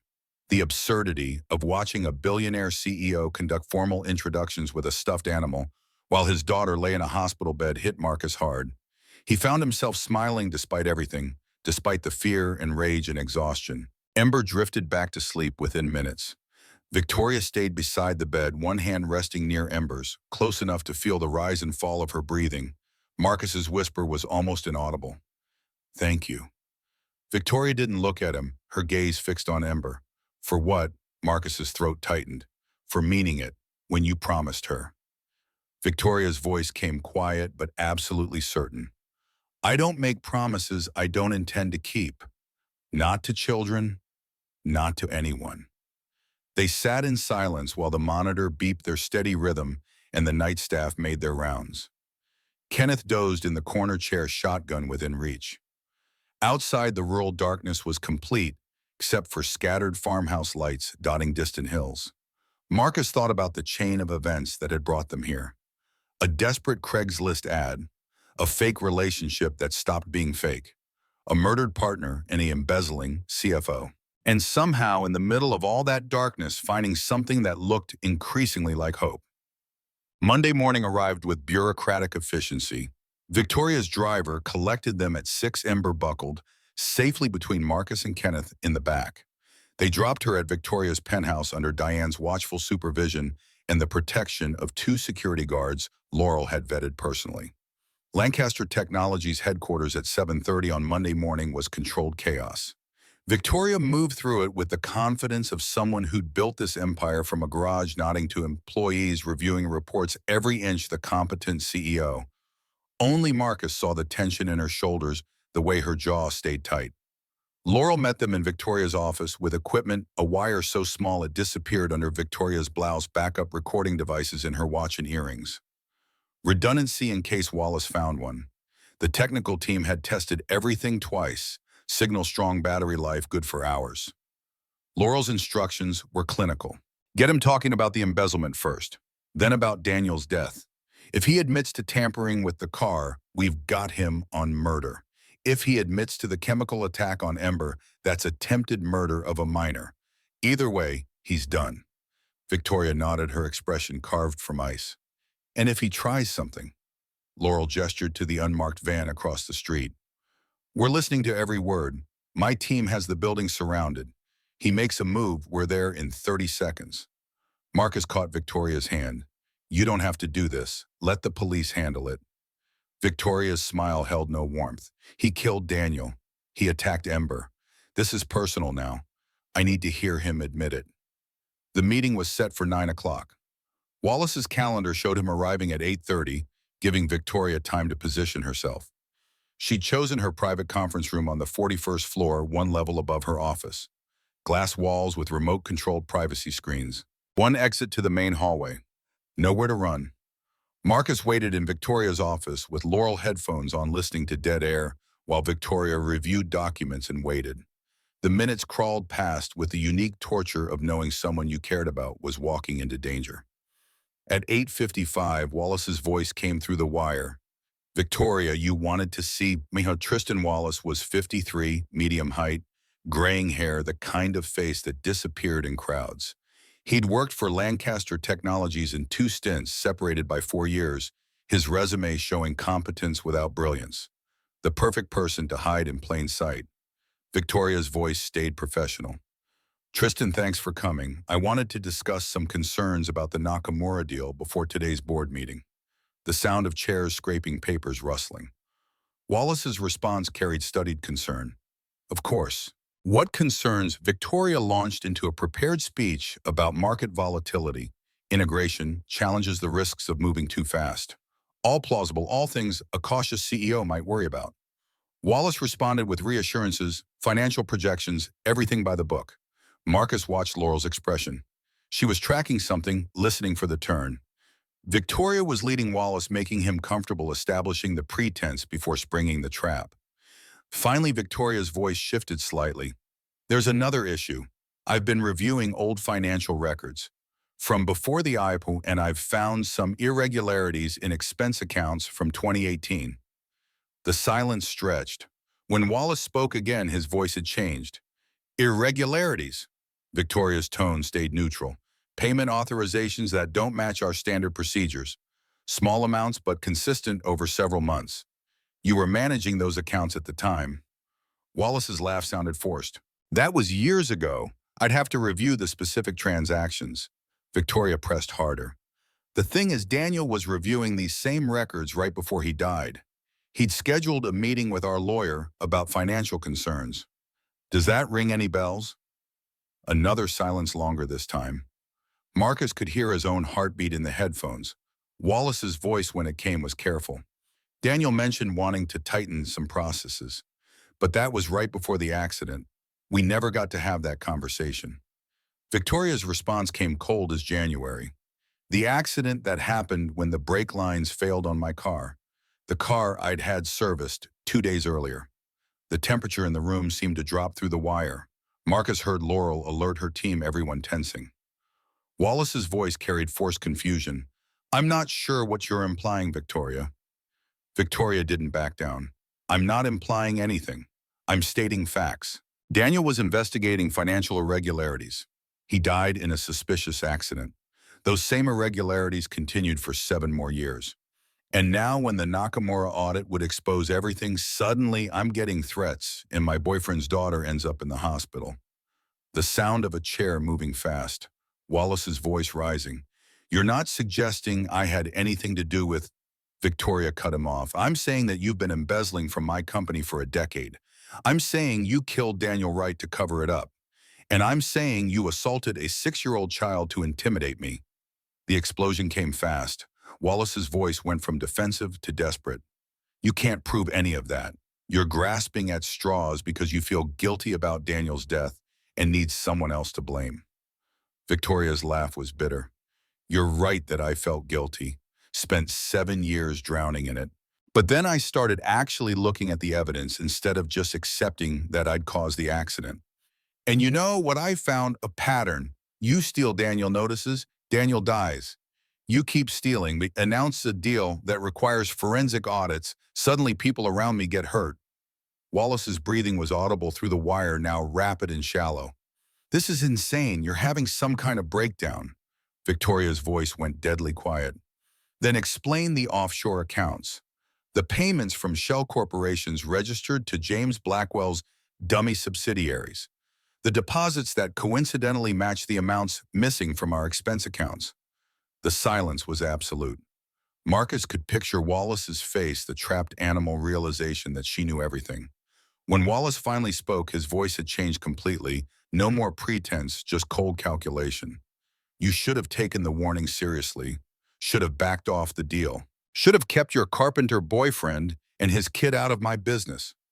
The admission hit like lightning. Laurel was already moving her team, mobilizing. But Wallace wasn't finished. His voice carried venom. "Daniel was stupid, just like you're being stupid. But he wouldn't listen to reason. I tried to warn him, told him the accounting errors were system glitches, that we'd fix them. But he kept digging, kept insisting we do a full audit. So yes, I cut his brake lines. Made sure it would look like mechanical failure. And your guilt did the rest. You were so busy blaming yourself, you never looked deeper." Victoria's response came steady despite what she must be feeling. "An ember, a 6-year-old child." Wallace's laugh was ugly. "Collateral damage. You want to play in the big leagues, sometimes innocent people get hurt. That's reality. You and your boyfriend should have walked away when you had the chance." The sound of movement, fast, violent. Wallace's voice rising. "But it doesn't matter now. You think you're recording this? I swept for wires. Nothing's getting out of this room." Marcus was already moving, Laurel beside him, both of them running for the stairs. 40 floors between them and Victoria. The elevator would be too slow. His heart hammered against his ribs. Victoria's voice came through the wire, fear breaking through for the first time. "What are you doing?" The sound of something metallic clicking. Marcus's blood froze. "A gun." Wallace's voice turned vicious. "Blackwell promised me $5 million to make this go away. I'll tell him I tried to warn you that you attacked me, that I defended myself. Your death will buy me time to disappear with the money." Laurel was shouting into her radio. "All units move now. Suspect armed, active threat." The stairwell was endless. Marcus's legs, burning lungs, screaming. Below him, the SWAT team was faster, already clearing floors. But 40 flights was 40 flights. Through the headphones, Victoria's voice stayed surprisingly calm. "You won't get away with this. The wire you missed, it's in my watch. Everything's recorded. My head of security is listening right now, and the SWAT team is already on their way." Wallace's response was a roar of fury, the sound of glass shattering, footsteps running, shouting from multiple directions. Marcus hit the 41st floor as chaos erupted. The hallway was full of tactical officers, guns drawn, converging on Victoria's conference room. He pushed through, ignoring orders to stay back, needing to see her. Victoria stood pressed against the far wall, her face pale but composed. The conference table was overturned, glass from the door scattered everywhere. Tristan Wallace was on his knees, three officers restraining him, a gun on the floor 10 feet away. Laurel was reading Wallace his rights while he screamed about lawyers and entrapment and false accusations. But the wire in Victoria's watch had recorded everything. His confession to Daniel's murder, his admission of attacking Ember, all of it preserved in digital clarity. Marcus reached Victoria in 3 strides, pulling her against him. She was shaking, the adrenaline finally hitting now that the danger had passed, but she held together, her voice steady when she spoke. Victoria's words came clear for the recording, for the evidence. That's Tristan Wallace, CFO of Lancaster Technologies, Boyle, confessing to the murder of Daniel Wright and the attempted murder of Ember Hayes. Everything he said is recorded. Laurel gave a thumbs up. They had it all. Wallace would spend the rest of his life in prison. The investigation would expand to Blackwell and anyone else involved. Justice finally 7 years late, but arriving nonetheless. Victoria's control broke. She pressed her face against Marcus's chest, her whole body shaking with reaction. He held her while officers processed the scene, while Laurel coordinated with her team, while the machinery of justice ground forward. Marcus's voice came low just for her. "It's over. You did it. He's done." Victoria's whisper was barely audible. "Daniel, 7 years I thought I killed him. 7 years of guilt for something I didn't do." Marcus tightened his grip. "You know the truth now. He knows. Wherever he is, he knows." They stood like that while the chaos moved around them, 2 people who'd started as a transaction and become something neither had expected. The fake relationship had died weak. Tristan Wallace's arrest made the evening news within hours. Lancaster Technologies' CFO charged with murder, embezzlement, conspiracy. The financial media descended like locust cameras positioned outside headquarters, reporters shouting questions at anyone entering or leaving the building. Victoria's PR team went into crisis mode, crafting statements that acknowledged the situation without admitting liability. Marcus watched from Victoria's office as she handled call after call, board members demanding explanations, investors threatening to pull out, competitors circling like sharks, scenting blood. She moved through it with mechanical precision, her voice never wavering, but her hands trembled slightly when she set the phone down between calls. Diane brought coffee. Neither of them drank. Her assessment was clinical, despite obvious concern. Stock dropped 11% at opening. Trading was halted twice. The Nakamura deal is in serious jeopardy. They're questioning our internal controls, our due diligence processes. Victoria's laugh held no humor. "We caught a murderer and embezzler who'd been stealing from us for a decade, and somehow that's our failure." Diane's expression softened. "The market doesn't care about justice. It cares about stability. Right now, Lancaster Technologies looks like a company that couldn't spot a criminal in its C-suite for 10 years. The phone rang again. Victoria stared at it with something approaching hatred before answering. Marcus recognized her father's voice, concerned and demanding in equal measure. She handled him with practiced patience, explaining the situation, accepting his worry, promising she was safe. When she finally ended the call, exhaustion showed through the cracks in her armor. Marcus moved closer, standing within reach, but not touching, letting her decide if she needed space or contact. Her voice came out hollow. "My entire executive team is under investigation now. Federal agents are seizing files, interviewing employees. The DA wants me to testify before a grand jury about what I knew and when I knew it." Marcus understood the implication. 7 years of not questioning Daniel's death could be viewed as willful ignorance or incompetence. The same guilt that had driven her relentless work ethic might now be weaponized against her reputation.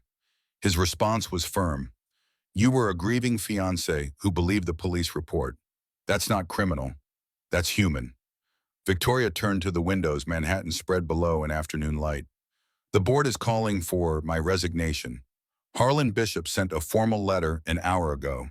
Says my emotional involvement compromises my judgment that I need to step aside for the good of the company."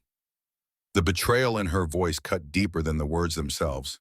These were people she'd worked with for years whose fortunes were tied to hers, and they were abandoning her the moment things got difficult. Marcus felt anger rise hot in his chest. "Can they force you out?" Victoria's smile was bitter. "Not easily. I control 42% of voting shares, but they can make my life hell, tie up every decision in committee reviews. leaked damaging stories to the press. Death by 1,000 cuts. Diane cleared her throat. There's something else. Detective Montgomery called. They've been going through Wallace's communications. He wasn't working alone. That got Victoria's full attention. She turned from the window, focus sharpening. Who else? Diane pulled up an email on her tablet. Silas Mercer, your VP of Operations. Turns out he's been feeding information to Wallace and through him to James Blackwell. Detailed reports on the Nakamura negotiations, our security protocols, even your personal schedule. Marcus remembered the name from their investigation, the executive who joined from Blackwell Industries 5 years ago. At the time, they'd been too focused on Wallace to dig deeper into Mercer's background. Victoria's voice went cold. Where is he now? Diane's expression answered before her words did. Gone.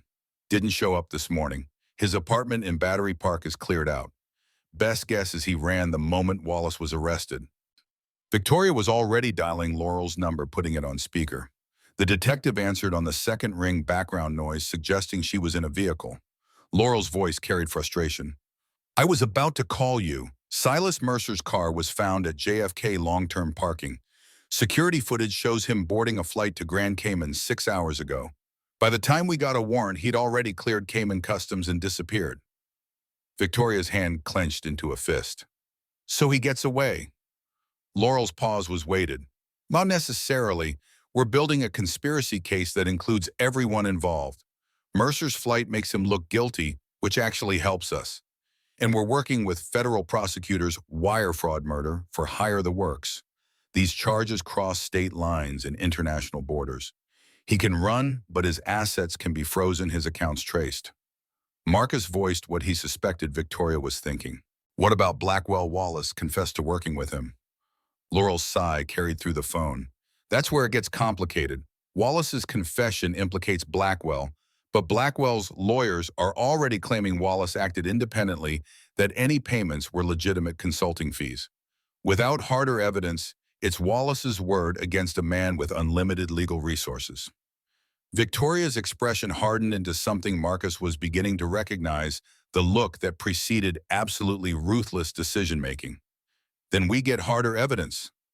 After Laurel hung up, promising to keep them updated, Victoria stood motionless for several minutes. Marcus watched her process, saw the gears turning behind those green eyes. When she finally spoke, her voice carried absolute certainty. Victoria's words came measured and deliberate. Blackwell thinks he's won. Wallace is arrested but can't directly prove Blackwell ordered the hit. Mercer is gone. The Nakamura deal is in jeopardy. From his perspective, mission accomplished. Lancaster Technologies is damaged, possibly fatally. Marcus saw where this was going.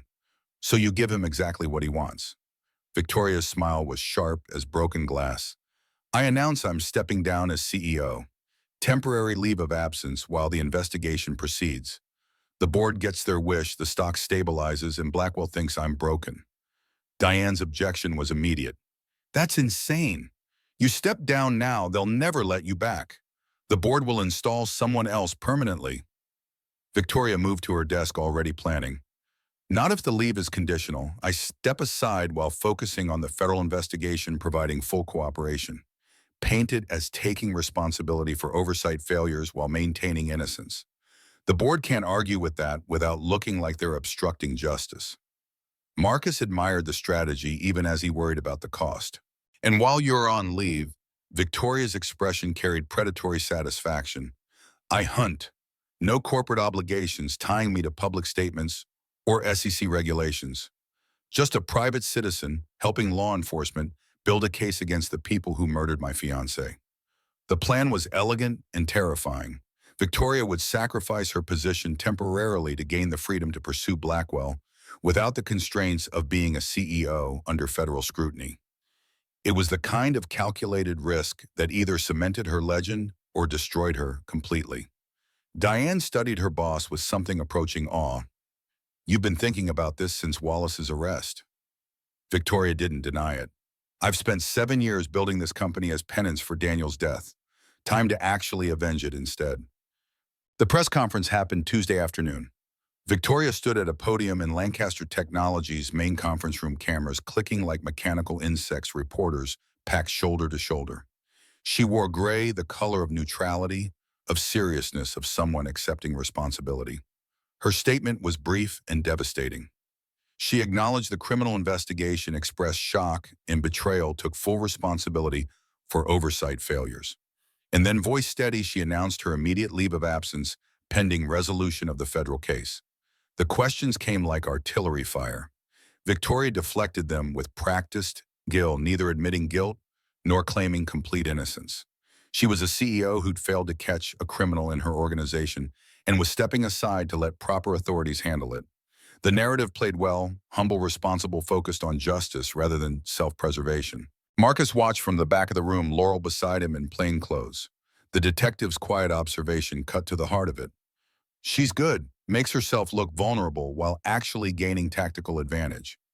Marcus couldn't argue. Victoria had just freed herself from corporate obligations while positioning herself as the wrong party helping investigators.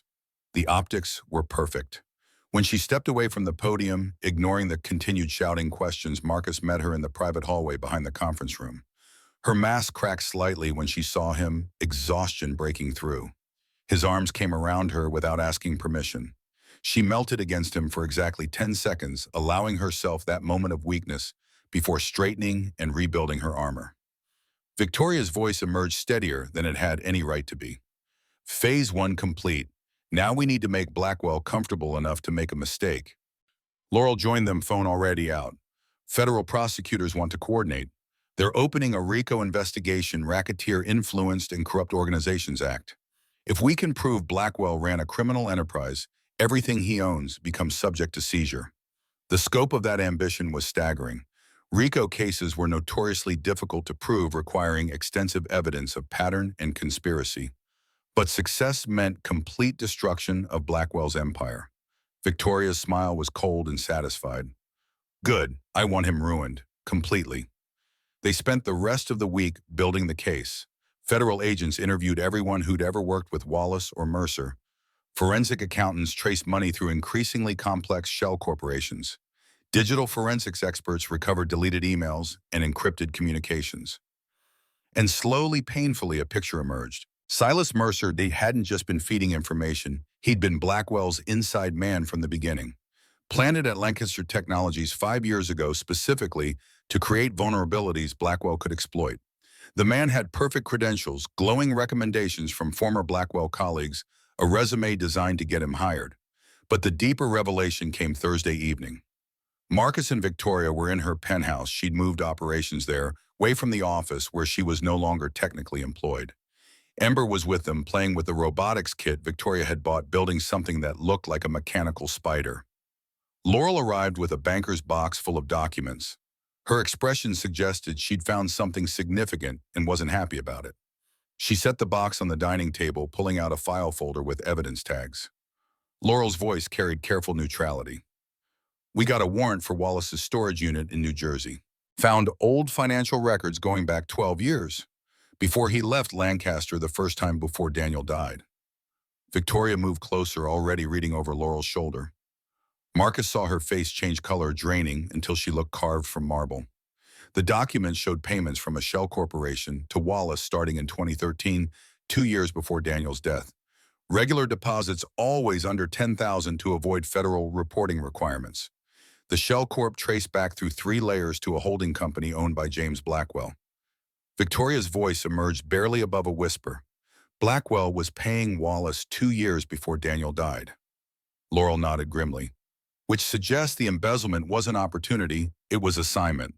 Blackwell identified Wallace as vulnerable, paid him to steal from Lancaster Technologies, and report back on company operations. Marcus felt the implications settle like lead in his stomach. So when Daniel started investigating the financial irregularities, Laurel finished the thought, Wallace reported it to Blackwell, and Blackwell ordered the hit. This wasn't Wallace acting independently and Blackwell capitalizing on it.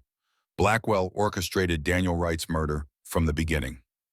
The silence in the penthouse was absolute. Ember's mechanical spider clicked and whirred, oblivious. Manhattan glittered beyond the windows, uncaring. Victoria stood frozen, processing a truth that rewrote 7 years of her life. When she finally spoke, her voice carried a flatness that terrified Marcus more than rage would have ever. Blackwell killed Daniel because my company threatened his market position. He paid someone to sabotage our car, to murder the man I loved, just to protect his profits. Laurel's hand went to Victoria's shoulder. I'm sorry. I know that doesn't help, but I am. Victoria shook her head slowly. Don't be sorry. Be ready to help me destroy him. The shift from grief to fury happened in seconds. Victoria moved to her laptop, fingers flying across keys, pulling up financial data and market reports. She was already building strategy, channeling her pain into tactical planning. Marcus recognized the pattern work as anesthetic action, as antidote to feeling. He'd done the same thing after Rachel died, buried himself in carpentry until exhaustion made thought impossible. But Victoria couldn't afford numbness now. She needed clarity. His voice cut through her focus. Victoria, stop. She looked up, surprised he'd interrupted. We need to plan the approach. Figure out how to use this evidence. Marcus moved around the table, taking her hands and stilling them. You need to feel this first. You just found out the man you loved was murdered on orders from your biggest competitor. That's not something you power through. Victoria tried to pull away, but Marcus held firm. I'm fine. I can process later. Right now. Her voice cracked on the last word. The fracture spread quickly, her composure shattering like overstressed glass. She made a sound that was half fury, half anguish, and Marcus caught her as she collapsed forward. This wasn't the controlled crying from before. This was something raw, older, the grief and guilt of 7 years detonating all at once. Marcus held her through it while Laurel quietly collected Ember and took her to the guest room, giving them privacy. Victoria's words came broken between sobs. He killed Daniel for money, for market share, like Daniel was just an obstacle to quarterly earnings instead of a human being with dreams and plans and a future. Marcus tightened his grip. I know. The storm passed slowly, exhausting itself through sheer force. When Victoria finally pulled back, her face was blotchy and her eyes swollen, but something had shifted. The guilt that had driven her for 7 years had finally found its proper target. Her voice emerged hoarse but determined. We're going to get him. Not just arrested, destroyed. I want every asset seized, every business venture dismantled. I want him to understand what it's like to lose everything. Marcus brushed damp hair from her face. Then that's what we'll do. But tonight you rest. Tomorrow we hunt. The plan took shape over 3 days of intense coordination. Federal prosecutors wanted Blackwell on multiple charges, conspiracy to commit murder, wire fraud, racketeering. But they needed him on tape admitting to ordering Daniel's death.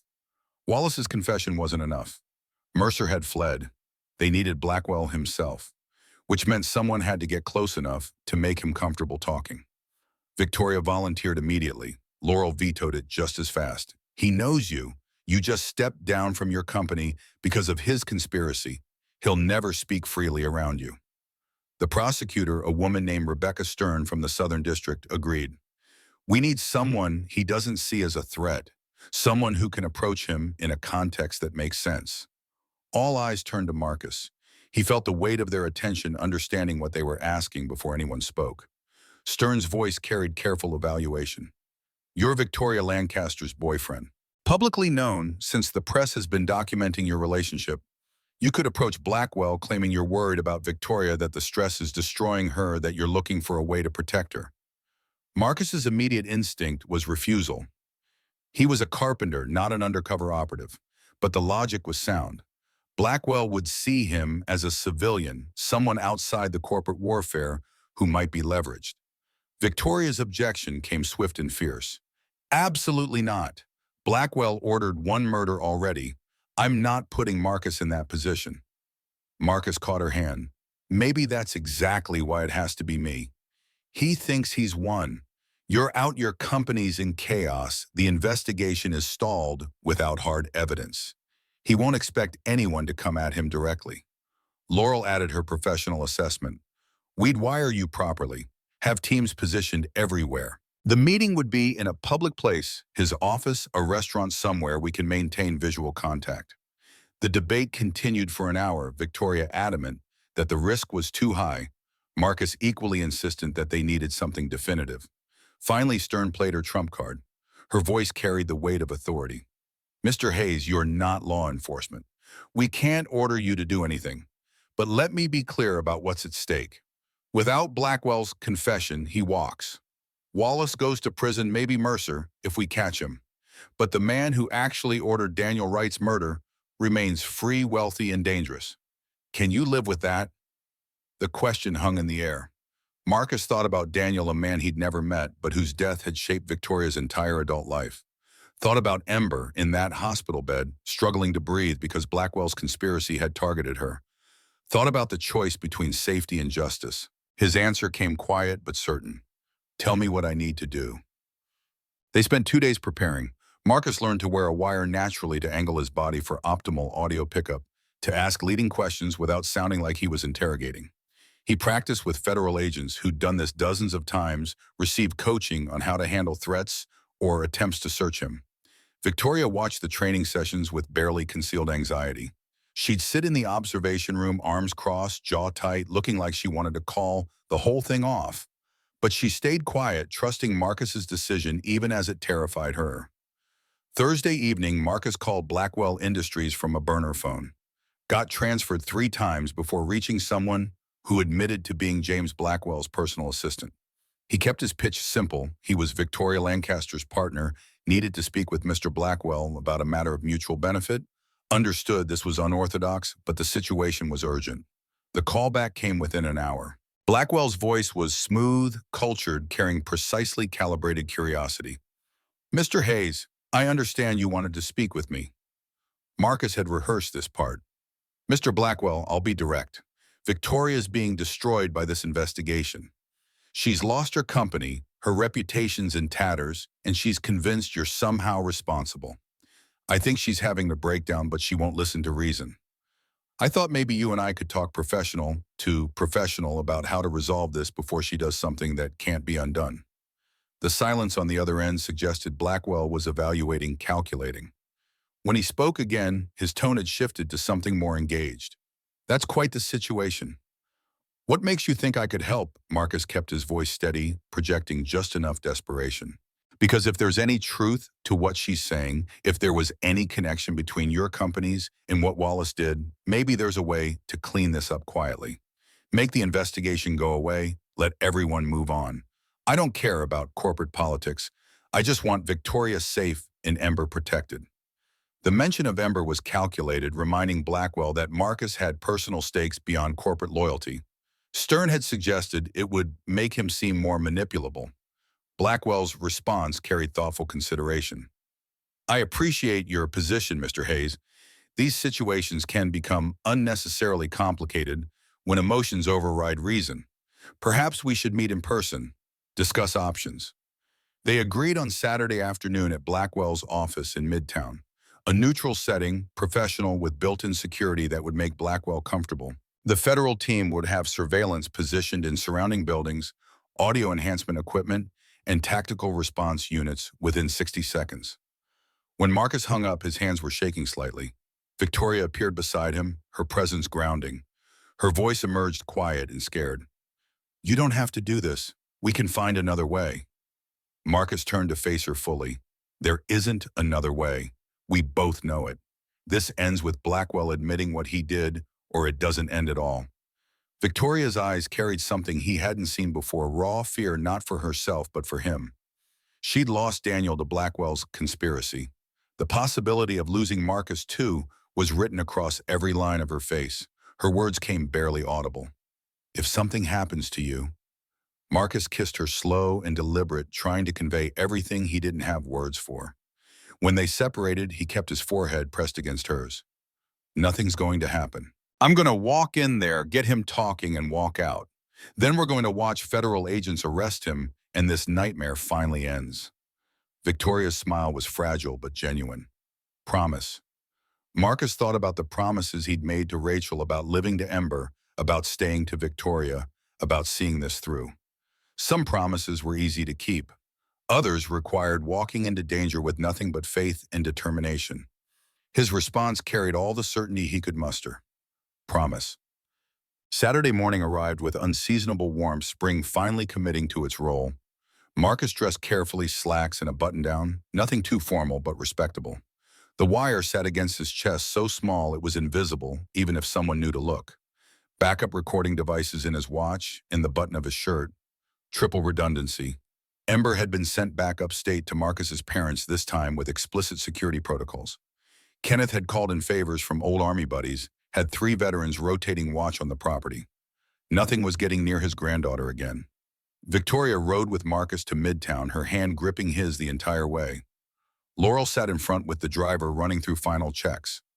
The surveillance team was already positioned agents in offices across from Blackwell Industries' audio equipment, aimed at his corner suite snipers, on rooftops in case things went catastrophically wrong. They pulled up 2 blocks away.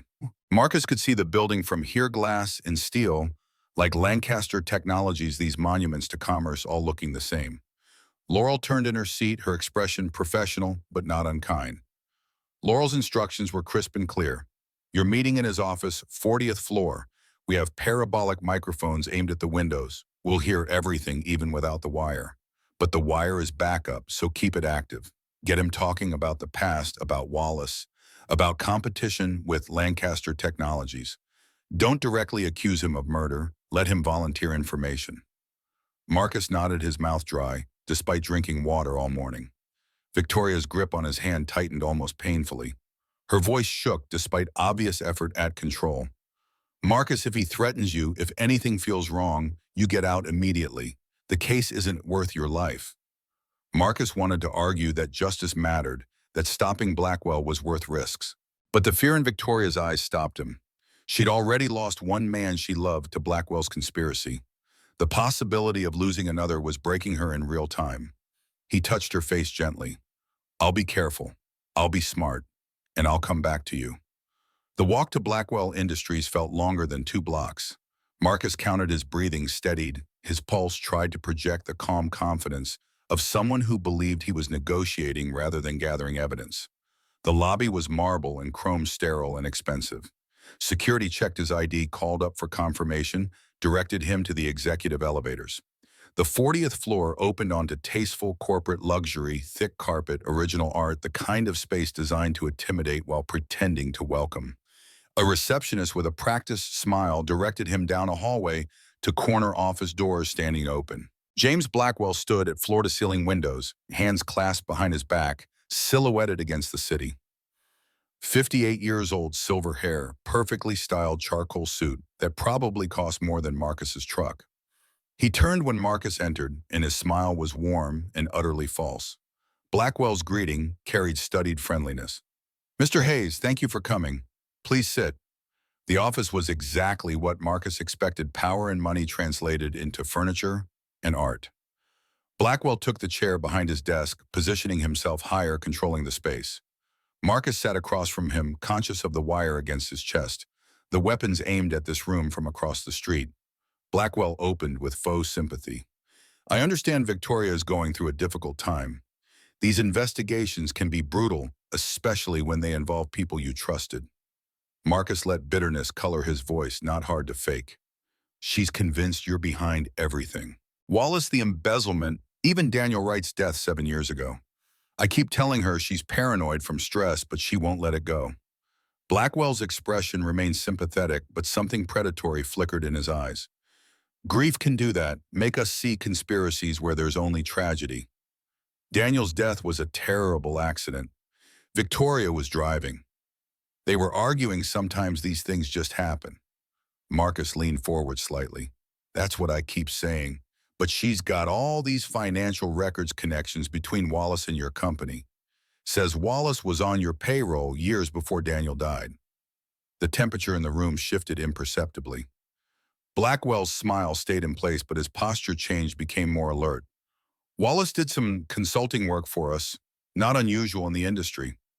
Marcus pressed carefully. Consulting on what Victoria thinks he was spying on Lancaster Technologies, reporting back to you about their operations.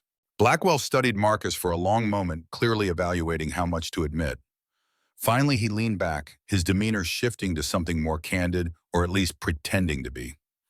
Mr. Hayes, let me be frank. Corporate intelligence is part of business. Everyone does it.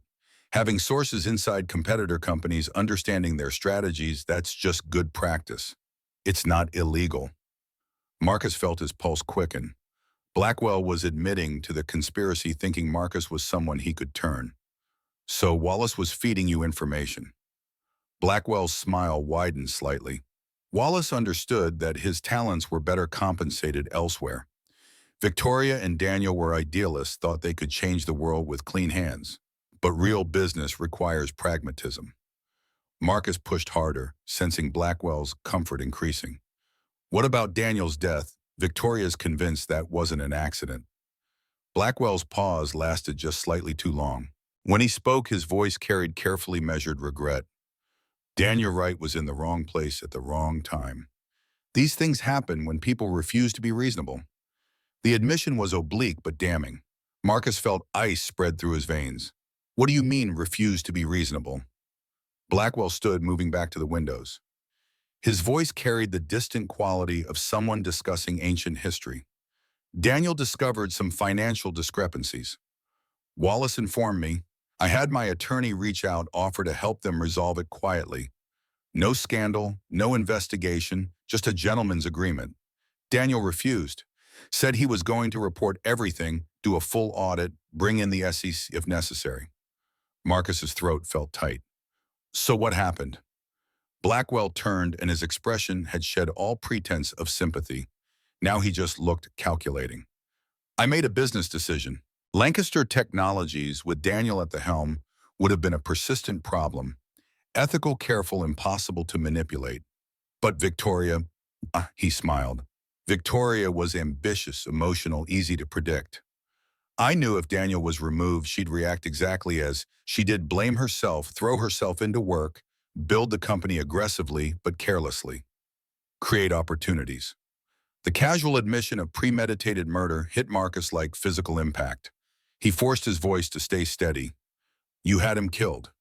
Blackwell shrugged. I had a problem solved. Wallace arranged the mechanical failure, made it look like an accident. Victoria's guilt did the rest. And for 7 years, Lancaster Technologies has been exactly what I needed, powerful enough to be worth taking down, but unstable enough to actually accomplish it. Marcus felt rage building, but kept it locked down. And the Nakamura deal. Blackwell's laugh was genuinely amused. That was almost too easy. Victoria announces a partnership that would crush my market position. I activate Mercer. He's been inside Lancaster for 5 years waiting for this exact scenario. He feeds Wallace information. Wallace panics about the forensic audit, and suddenly you have corporate chaos. Victoria steps down, the deal falls apart, and I acquire Lancaster Technologies at a fraction of its value during the bankruptcy proceedings. The completeness of the confession was staggering. Blackwell was laying out the entire conspiracy, comfortable that Marcus was someone he could turn or intimidate. But every word was being recorded, every admission captured by multiple devices. Marcus kept his voice level despite the fury burning in his chest. And Ember, my 6-year-old daughter, Blackwell's expression didn't change. Regrettable, but effective. You need to understand leverage, Mr. Hayes. Everyone has pressure points. Victoria's weakness is guilt and responsibility. Yours is your daughter. Wallace used that pressure effectively, even if he bungled the execution. Marcus stood slowly, needing to move before he did something that would compromise the operation. So you've destroyed lives, murdered people, attacked a child, all for market share. Blackwell moved closer, his voice dropping to something more dangerous. I've done what's necessary to protect my interests. That's business. And now you have a choice. You can take what you know and try to do something with it, which will go nowhere, since this conversation is just your word against mine. Or you can be smart, take the $500,000 I'm willing to offer, and convince Victoria to let this go. The bribe was almost insulting in its directness. Marcus felt every muscle in his body screaming to put his fist through Blackwell's smug face. But he held position, letting the silence stretch. Finally, he spoke, his voice carrying all the contempt he felt. You want to know what's interesting about this conversation, Mr. Blackwell? I'm wearing 3 separate recording devices. Federal prosecutors have been listening to every word, and your office is currently surrounded by FBI tactical teams. Blackwell's face went from smug to ashen in the span of a heartbeat. He took a step back, hand moving toward his desk phone, but Marcus was already speaking into his watch. You got all that, Detective? Laurel's voice came through tiny speakers. Every word. Teams are moving now. The office doors burst open, federal agents in tactical gear, weapons drawn, shouting commands.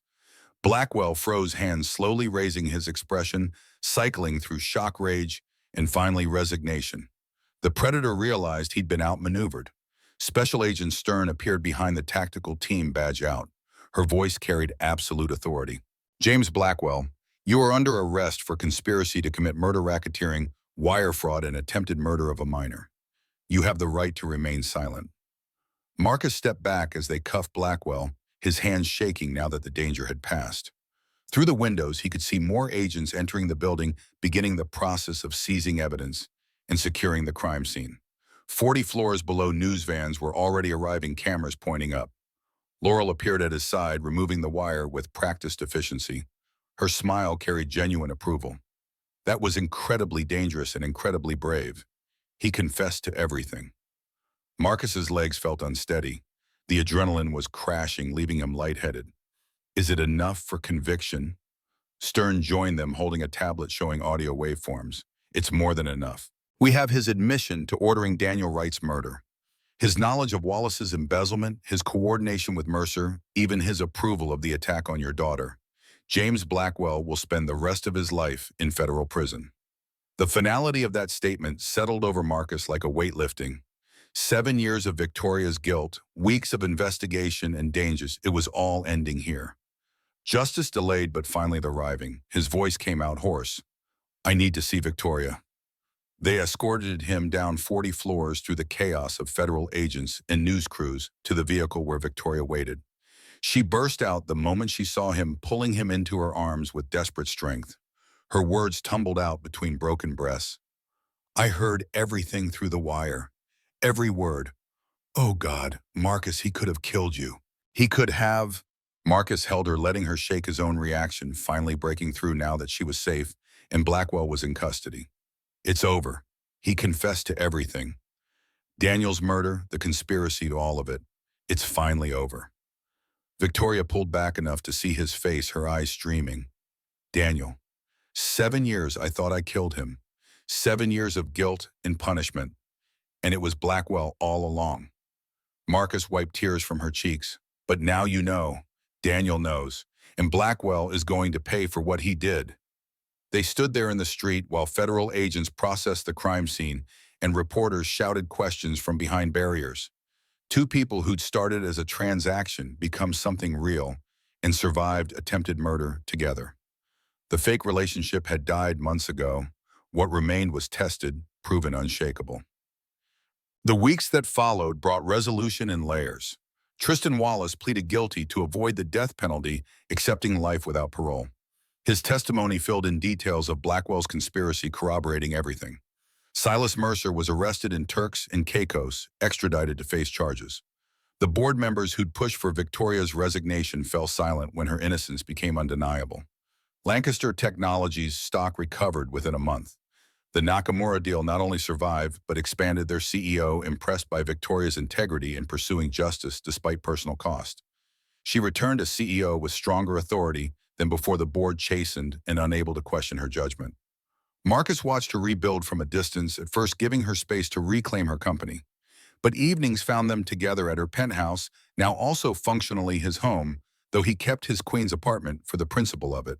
Ember divided time between school in Queens and weekends in Manhattan, adapting with the resilience children possessed. 3 months after Blackwell's arrest, Victoria sold the penthouse. Too many memories, too much sterile perfection. They found a brownstone in Brooklyn Park Slope, ironically near one of Marcus's restoration projects. 4 bedrooms, original woodwork that made Marcus's fingers itch to restore it properly, a small garden where Ember could play. Marcus spent weekends refinishing floors and repairing the banister, while Victoria worked on her laptop at the kitchen table. Domestic and ordinary and perfect, in ways neither had imagined possible a year ago. Ember adjusted to their new dynamic with practical questions and eventual acceptance. Victoria taught her basic coding, bought her microscopes and chemistry sets, encouraged every scientific interest. She wasn't trying to replace Rachel, that was impossible and undesired. But she was building her own relationship with Ember, something unique and genuine. One evening in September, Marcus found Victoria in Ember's room reading bedtime stories. The mechanical spider sat on the nightstand, now upgraded with LED lights Ember had programmed herself. Mr. Cotton occupied his traditional place under Ember's arm. Marcus leaned against the door frame watching them. Victoria's voice softened when reading to Ember, losing the corporate edge, becoming something warmer. Ember had started calling her Tori, not Mom, but something more than just Victoria. A space she was creating that belonged only to them. When Ember finally drifted off, Victoria joined Marcus in the hallway. They stood there in comfortable silence, the house settling around them, autumn evening, visible through the window at the landing. Victoria's voice came quiet, contemplative. Is this what happiness feels like? I almost don't recognize it. Marcus pulled her close, breathing in the scent of her shampoo and the faint smell of sawdust that seemed to permanently cling to him. I think this is exactly what it feels like. She looked up at him, and something in her expression suggested she'd been planning this moment. Marcus Hayes, I have a business proposition. His laugh was surprise. You want to negotiate terms of our relationship? Victoria's smile was nervous in a way he rarely saw from her. I want to propose, officially, with no deals or contracts or time limits. Just you and me and Ember, permanently. Marcus felt his chest tighten with emotion so intense it was almost painful. He'd thought he'd never marry again, after Rachel never find someone who understood both his grief and his capacity to love despite it. But here was Victoria, brilliant and damaged and healing, were offering him forever. His voice came out rougher than intended. Are you asking me to marry you? Victoria pulled a small box from her pocket. She'd planned this, rehearsed, probably trying to get it perfect. I know this is unconventional. I know we started fake and became real in the strangest way possible. But I also know I want to wake up beside you every morning and figure out this life together. So yes, Marcus Hayes, will you marry me? Marcus took the box, opened it. A simple platinum band, no unnecessary decoration, exactly his style. He looked from the ring to Victoria's anxious face to the hallway where Ember slept peacefully and felt something settle into place that he thought was permanently broken. His answer was simple. Yes. Victoria's laugh was pure relief and joy. She kissed him there in the hallway, both of them grinning like idiots, and Marcus thought about the journey that had brought them here. A desperate Craigslist ad, a fake boyfriend arrangement, murder and conspiracy and danger, and somehow impossibly love. The wedding happened the following spring. Small ceremony at a historic chapel in Brooklyn Heights, one Marcus had restored 5 years earlier before Rachel got sick. The irony wasn't lost on either of them. Life had strange symmetries. Robert walked Victoria down the aisle, Margaret crying quietly beside Constance. Kenneth stood as Marcus's best man Callum beside him. Ember was flower girl, taking her duties seriously, Mr. Cotton watching from the front pew. Victoria wore simple ivory, no train or veil, or unnecessary complexity. Marcus wore a suit that actually fit him properly.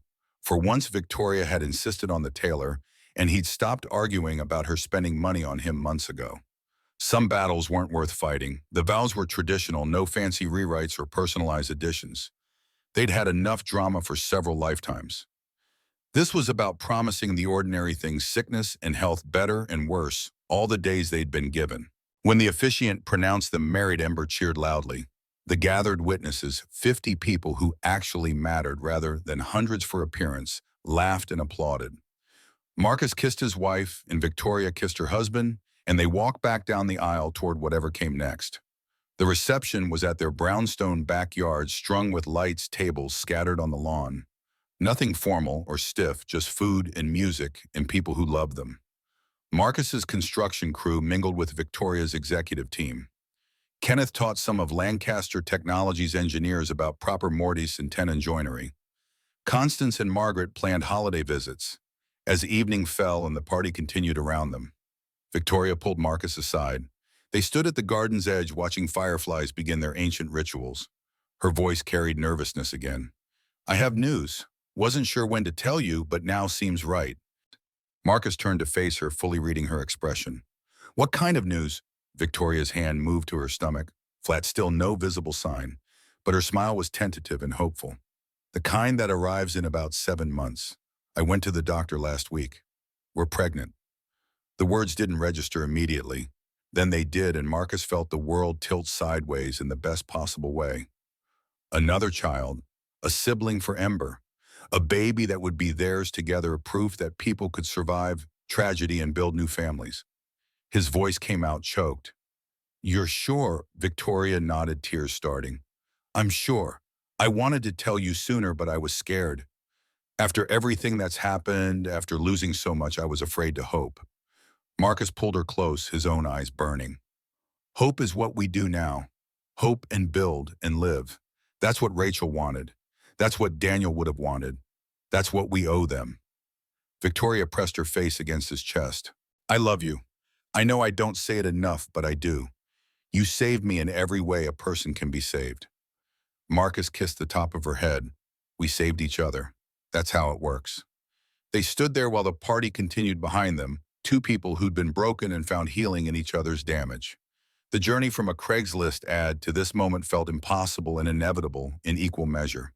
Ember appeared at their side, tugging Marcus's sleeve. "Why are you guys being weird?" Victoria knelt to her eye level, that technique she'd learned from Marcus, now second nature. "How would you feel about being a big sister?" Ember's face went through several expressions: confusion, realization, excitement. "Like a real baby that I get to help with." Victoria nodded seriously. "A real baby. Due next spring. You'll have to teach them everything you know about robots and science and being brave." Ember threw her arms around Victoria's neck. "I'm going to be the best big sister ever." "Mr. Cotton will help." Marcus watched them, his heart so full it felt like it might burst. A year ago, he'd been drowning in debt and grief, barely surviving. Now he had a wife, a family, expanding a life that felt like actually living, rather than just enduring. Callum appeared with champagne, raising his glass. "To the Hayes family, may you have boring, uneventful years, full of nothing but happiness." Everyone laughed and drank to that, to normalcy and peace, and the radical hope of believing in tomorrow. Marcus looked at Victoria, saw his own gratitude reflected in her eyes, and understood that sometimes the best love stories started with desperate measures and became real through shared survival. The party continued into the night. Ember eventually fell asleep on the couch, Mr. Cotton clutched tight. Guests departed with hugs and promises to visit. The cleanup could wait for tomorrow. Marcus and Victoria stood on their back porch, watching stars appear between city lights. Her hand rested on her stomach, his arm around her shoulders. Inside their house held the evidence of a life being built. Ember's artwork on the fridge, Marcus's tools in the basement workshop, Victoria's home office, with screens showing markets she no longer let consume her. Victoria's voice came quiet into the darkness. "Do you ever think about how different things would be if you hadn't answered that ad?" Marcus considered. "Every day. But I did answer. You did post it. And somehow we found our way here." Victoria turned to face him, streetlight catching her features. "The thing about second chances is they're terrifying. Losing something once teaches you how easily it can be lost again." Marcus understood that fear intimately. But not losing it the second time teaches you it's worth the risk. Victoria smiled, not her CEO smile or her public face, but the genuine warmth reserved for people she actually loved. "When did you become a philosopher?" Marcus kissed her gently. "When I fell in love with someone who needed practical wisdom more than grand gestures." They stood there as the city breathed around them, two people who'd survived murder conspiracies and personal tragedies in the complicated work of learning to trust again. The brownstone behind them held their future, a family, a home, the radical ordinary of building a life together. Sometimes the most unexpected arrangements became exactly what was needed. Sometimes contracts evolved into commitment. Sometimes two broken people found their matching pieces in each other's damage and built something stronger from the fragments. Marcus thought about promises, the ones he'd made to Rachel, about living to Ember, about staying to Victoria, about forever. Some promises were kept through sheer determination. Others through grace and luck, in the stubborn refusal to let loss be the final word. In the end, the story that had started with desperation and deception had become something honest and true. Marcus Hayes and Victoria Lancaster. Two people who'd needed each other for all the wrong reasons and stayed for all the right ones. That was worth any price, any risk, any leap of faith into the uncertain future. Together, they walked back inside to the life they were building, messy and imperfect and absolutely real.